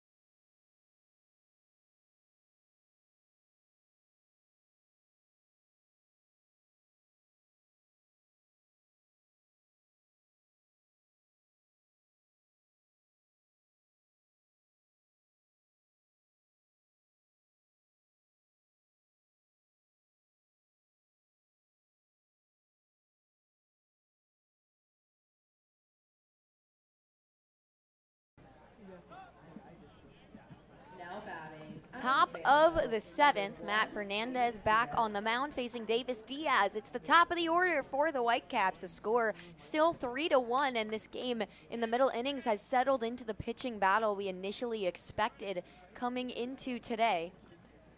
Fernandez took over in the 4th, has placed 3 donuts on the board since.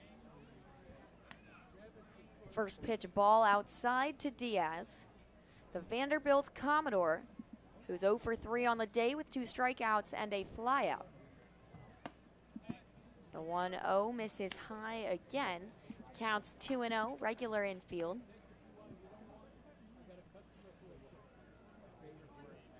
The sun has gone behind some clouds for the first time today.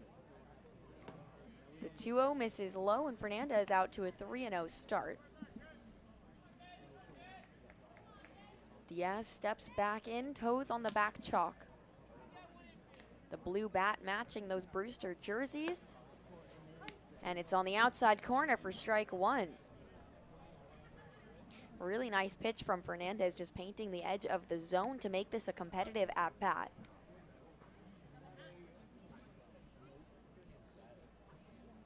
The 3-1 hammered out towards left field, going foul.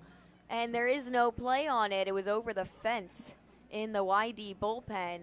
Austin made his way all the way over there. That ball was smashed. However, it's a full count.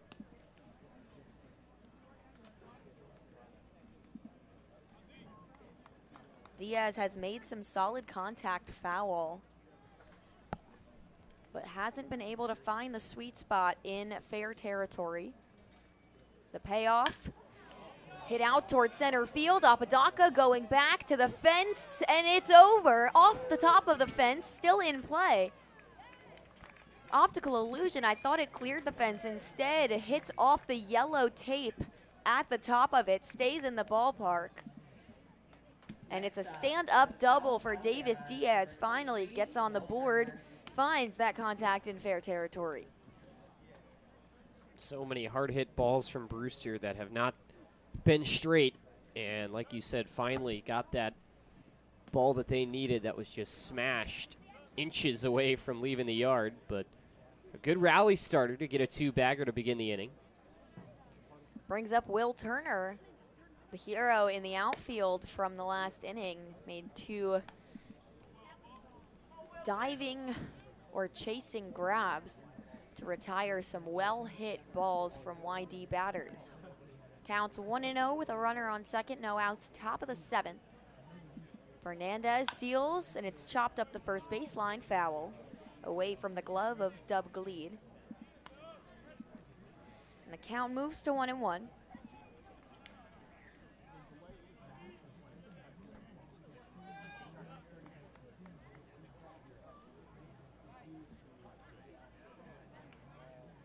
Fernandez taking his time, and Dykstra calls time to have a quick chat with his pitcher. He might have felt the pitch clock winding down on that. 21 and 22 next to each other.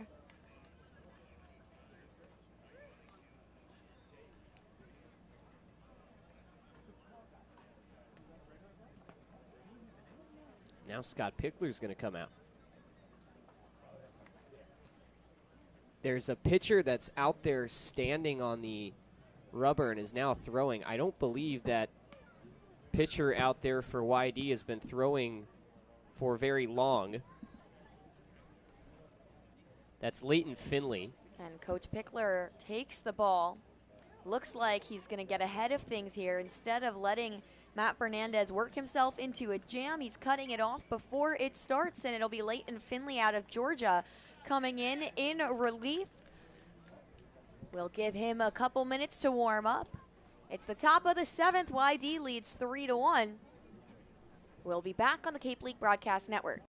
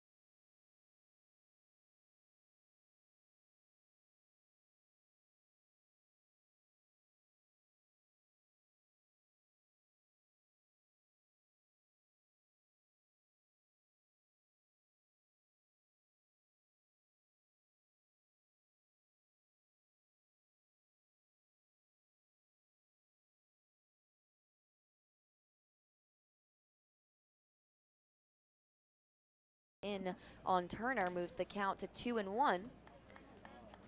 Finley has been one of the most solid relief pitchers for the Red Sox.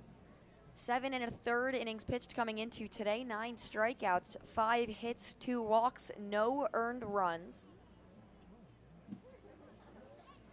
Checks Diaz, the runner, and misses for ball 3. Just at the top of the zone, really right on the corners.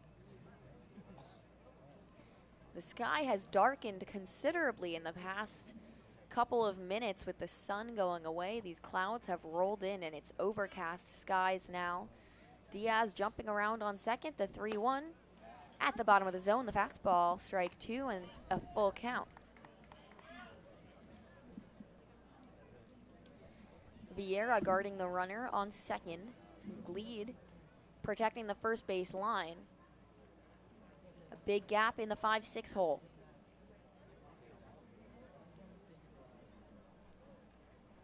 Finley checks, fires, and it's fouled out of play onto the grassy hills at Red Wilson.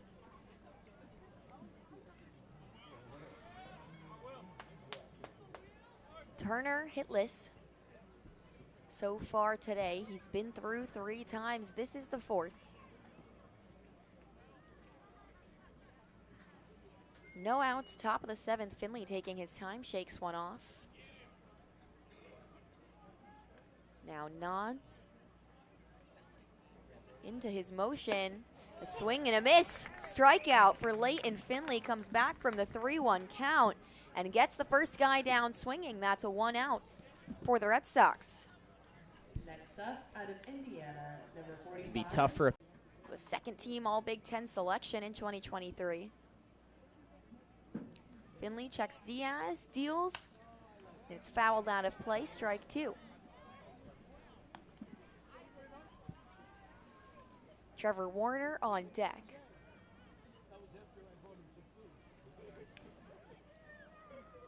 No balls, 2 strikes, a 1 out for Finley coming in relief.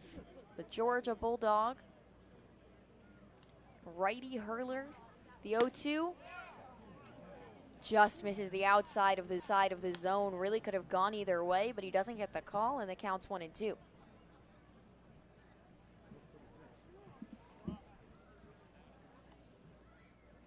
Tibbetts steps back in.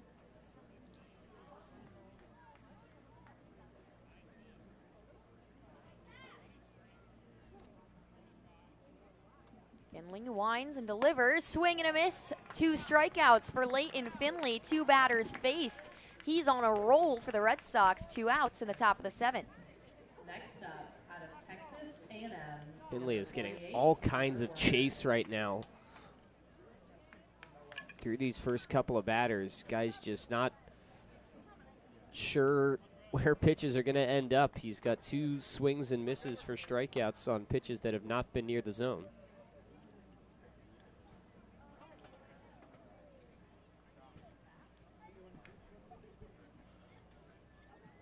Brewster trying to avoid stranding yet another runner in scoring position as the first pitch to Trevor Warner's in there for a strike. Warner is technically 1 for 3 with a double. His last double was also scored as an error. Really could have been, should have been maybe a hit. Went off Xander Darby's glove. This one is a hit into right field on the ground. Charging it is Archer coming around. The throw to home is cut off by Gleed. Brewster gets one back and it's 3-2. Good job to go to the opposite field there. Thought there was going to be more of a play on it to home, but looks like the outfield grass might have just eaten that up a little bit too much for Nathan Archer to have a shot at gunning the runner down at the plate. And Brewster trying to rally here late. They're down to their final 7 outs, but they cut the lead in half. Diaz, the leadoff, a lot of speed. He had a good jump, was planning on running, no hesitation, around third. And Warner just beats the shift nicely. Tibbs pops it up towards deep center field. Apodaca going back. Called off by Austin, who makes the grab. That retires the side. First earned run of the season for Leighton Finley. And the Red Sox head to the bottom of the 7th. We go to the stretch. The score is 3-2 on the Cape League Broadcast Network.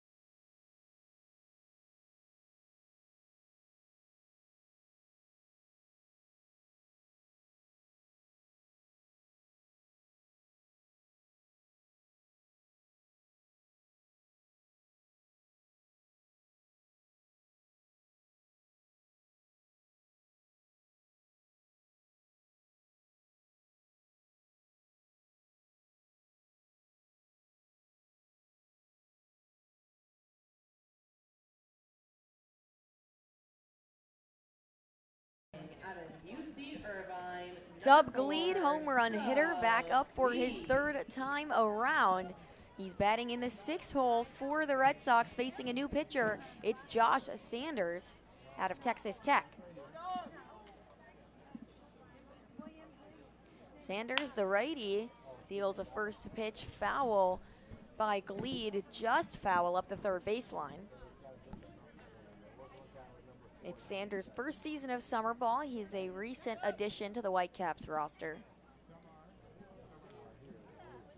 Gleed back into his stance, the 0-1.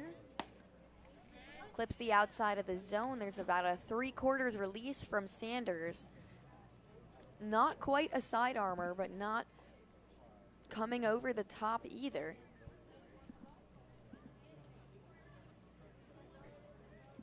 The 0-2. Is a called strike 3. The horizontal movement on that was beautiful. Looked like it was coming in on Gleed and then curves at the last second away from him. Strong start for Sanders and a strikeout looking for Dub Gleed. Sanders, a guy that is at a bit of a rocky start to his season. Gave up 5 earned in 4 innings and got the losing decision his last time out. First pitch to Apodaca does hit him off the foot. He groans. It's the same spot where he fouled the ball off earlier in the game. Now jogging it, wearing it proudly over to first base. First hit by pitch we've seen today. Out of George Mason, number 22, and it's Connor Dykstra with a runner aboard and 1 gone in the bottom of the 7th. Dykstra 2 strikeouts swinging. Apodaca being looked at for a second, still walking it off.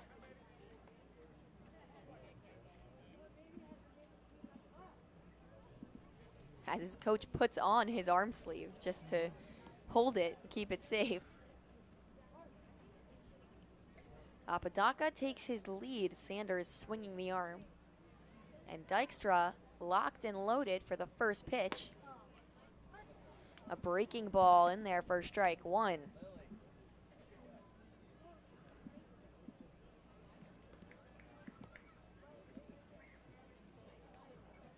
Center field backed up deep. Right field, Jaime Ferrer really far in. The pickoff to first is not in time for a diving Apodaca.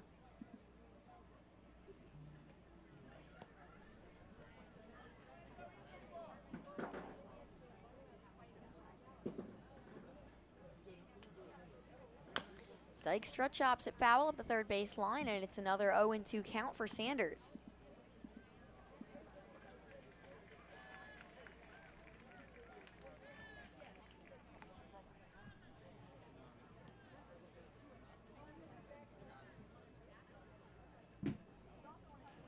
Back in the box, still a strong crowd here in a one-run game. It's 3-2 Red Sox.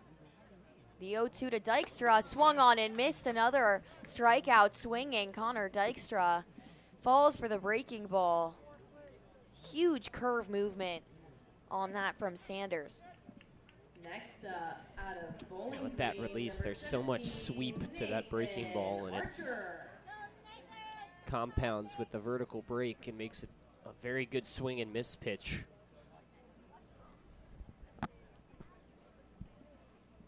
Brings up Nathan Archer, hitless on the day. He's in the 9 spot. YD trying to flip the order. Brewster already on their 4th time around. YD looking to flip it to their 3rd. But they have the lead thanks to 2 home runs from Gleed and Hines.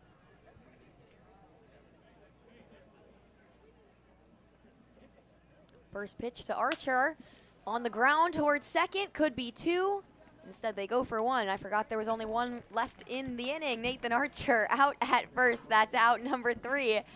We head to the top of the 8th. Another scoreless for the Red Sox in the 7th. It's 3-2 at Red Wilson Field. And we'll be back on the Cape League Broadcast Network.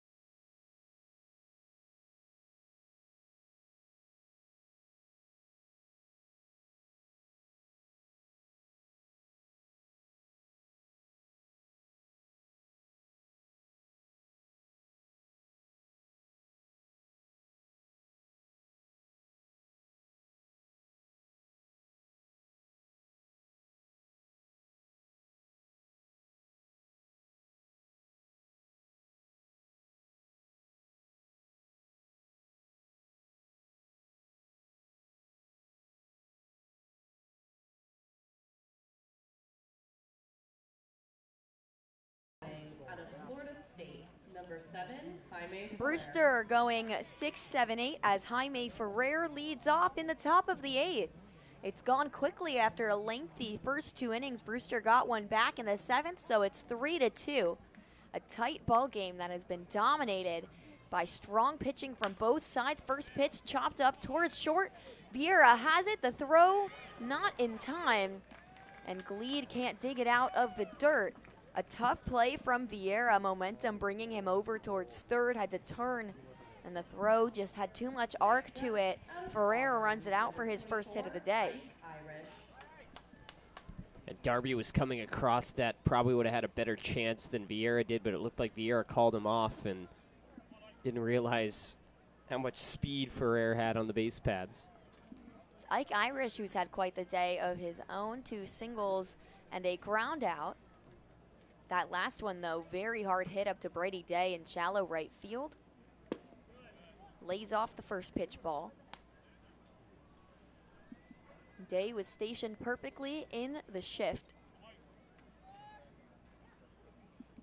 Ferrer with a small lead over on first. Finley checks him, turns back to the batter.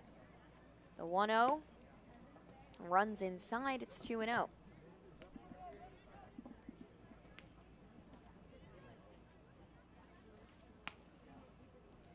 Ike Irish out of Auburn. 2023 freshman All-American. Fouls it back towards the MLB scouts behind home plate. Heard some onlookers jump at that. Irish actually led Auburn in average hits and doubles as a freshman at an SEC school. That is a very impressive thing to do. Counts 2-1, no outs. And strike 2 falls in on the breaking ball.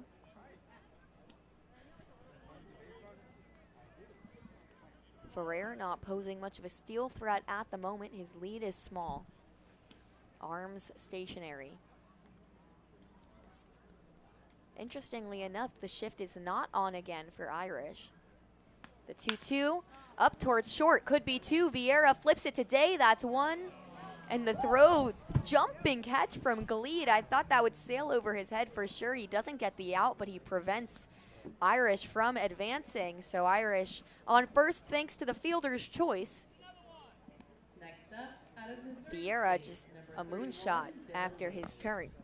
I don't know if he tripped on the bag or what happened, but he was falling backward, and that was why he just sailed that throw over to first. That was a heck of a catch, though, by Dub Galid to prevent a runner moving into scoring position.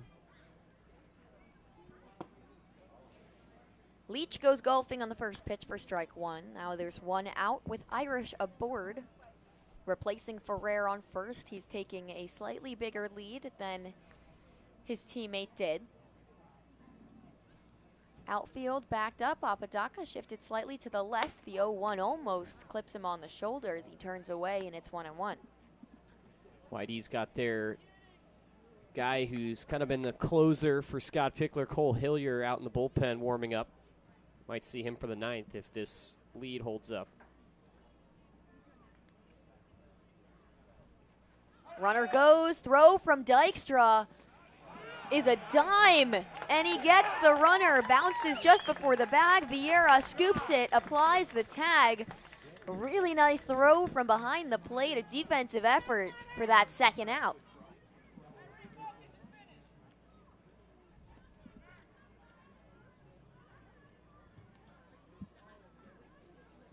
Counts 2-1 to Dylan Leach. Swings, strike 2. And it's even now with 2 outs. Irish now 0 for 2 on the season, stolen bases. And no more base runners for the Whitecaps. Really big out for YD. Ball 3 misses high. It's a full count to Leach, who walked in his first plate appearance, 0 for 2 since then.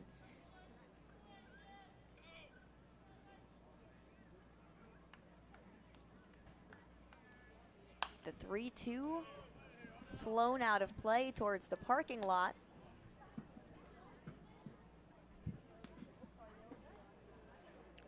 Count remains full. Nobody aboard. Finley looking to hang a 0, but ball 4 misses high. Leach is aboard for Mason White at the bottom of the order. Next up, out of Arizona, number 39, Mason White.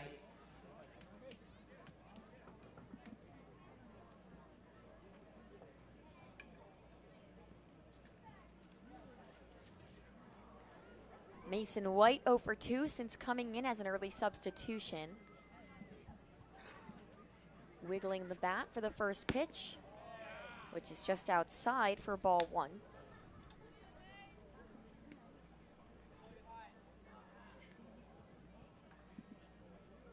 White, another freshman All-American out of Arizona, as you said earlier, Luke, the Wildcat. Pick off towards first. diving Dylan Leach. In high school, he was the Arizona State Player of the Year, stayed in Tucson, his hometown, to represent his hometown team, and he lays off at ball 2.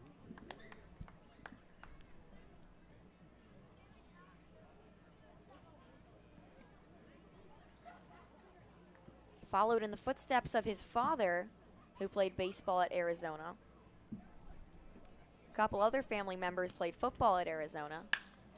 And he hammers it out towards center field. Apodaca at the fences there where the warning track would be, makes the out. Number 3, Finley gets a 0 on the scoreboard, and we head to the bottom of the 8th. The Red Sox get a chance to extend the lead. It's still 3-2. You're listening to YD Baseball on the Cape League broadcast.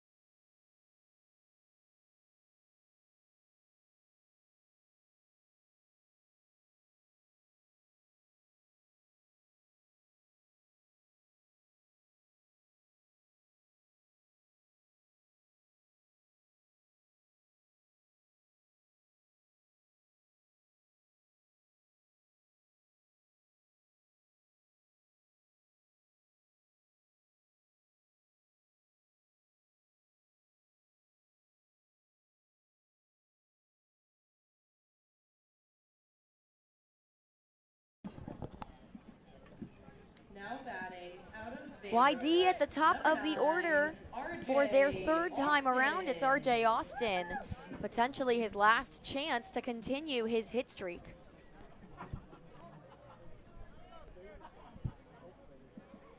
He was robbed of a hit in his last at-bat on the diving grab from Will Turner in center. Strike 1 curves inside. Hit streak on the line here.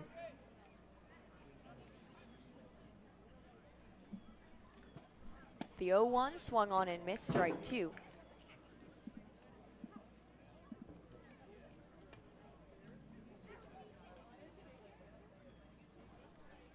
He has reached base, so that streak will stand. As ball 1 misses outside, sweeping across the plate into the lefty batter's box. Austin, the righty.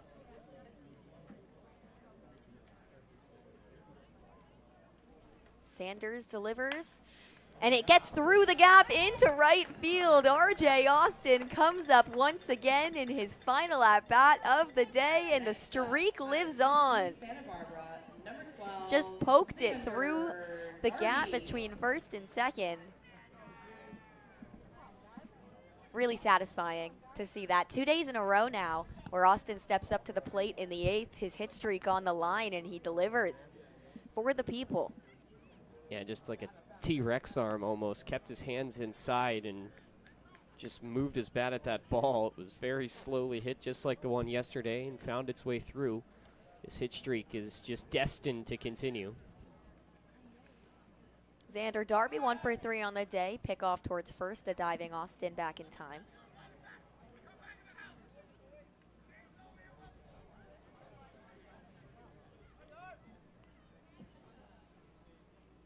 Retakes his lead, his yellow cleats in the dirt. Darby on the ground towards second. This could be 2-1 at second. And the stretch is on for out number 2. Base runners erased on the ground into a double play from Xander Darby. Really nice stretch from Irish over at first. He was almost in a full split. 29, Max Vieira.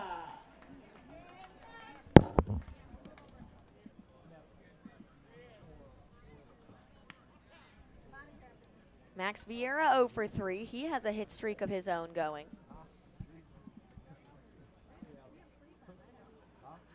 First pitch above his head. Gets past the glove of Leach, but nobody on base anymore to take advantage. That's ball 1. Red Sox haven't scored since the second inning, but they continue to lead the Whitecaps 3-2. The 1-0 popped up into the shallow infield. Coming in, Trevor Warner makes the grab on the mound. That ends the inning. Vieira's hit streak will die unless we somehow head to extras and get through the entire order again. But we've reached the final inning. We go to the top of the 9th. It's a tight one. At Red Wilson, it's Perri, Kitei, and Luke West Poley. You're watching YD Baseball on the Cape League Broadcast Network.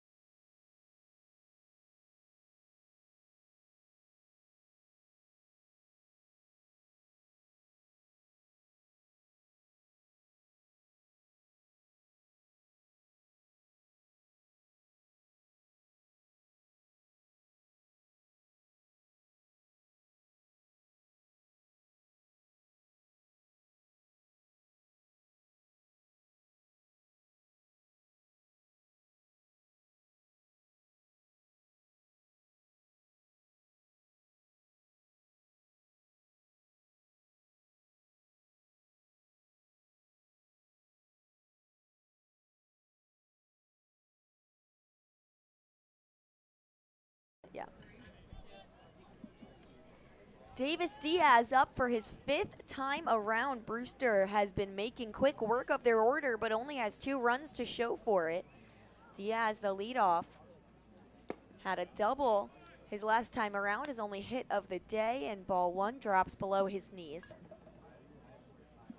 Sky continues to darken. It's only 7 p.m., but the clouds are full covered. Diaz pops it up into foul territory. Gleed coming over, camped underneath, and it's in his glove.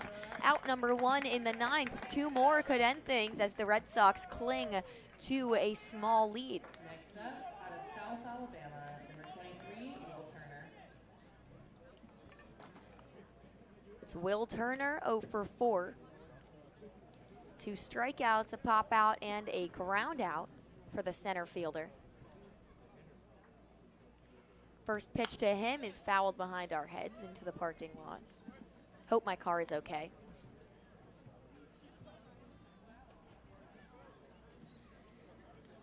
No balls, a strike, and 1 out in the top of the 9th. Finley trying to close it out. On the ground towards Gleed, and his glove holds off Finley. 2 putouts unassisted from Dub Gleed, and the Whitecaps are down to their final out. Next up, out of Indiana, number 45. This is the guy you want to have at the plate if you're Brewster, but so far this has been a non-competitive inning. Leighton Finley has had his way. We've already seen 2 home runs today, both from YD, but Tibbetts certainly capable. Anyone coming to the plate represents the tying run. The wind and deal, high for ball 1. Red Sox still have Hillier in the bullpen if they need him.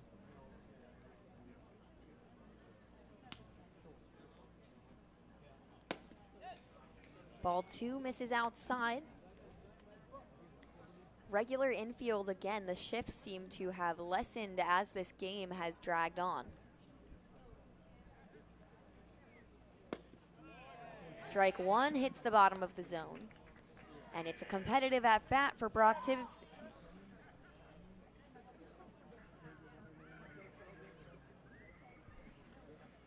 Two and one, 2 outs. Top of the 9th.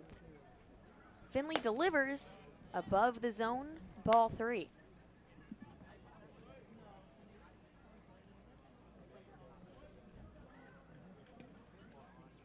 Trevor Warner on deck if it gets there. The 3-1.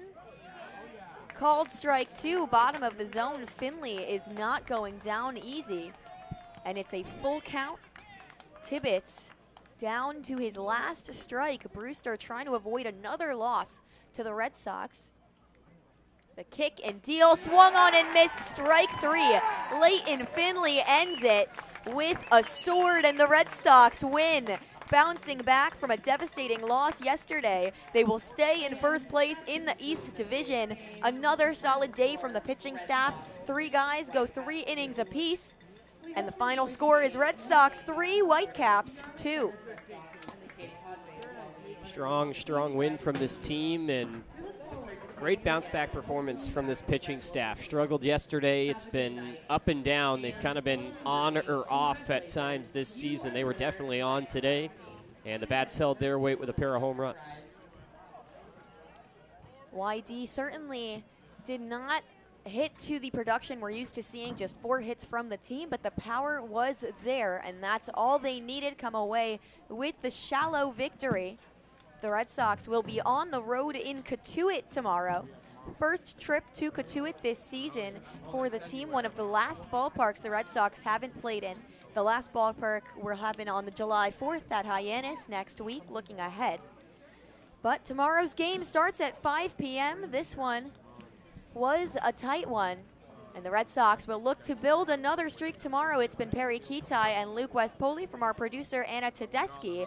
Thank you and good night.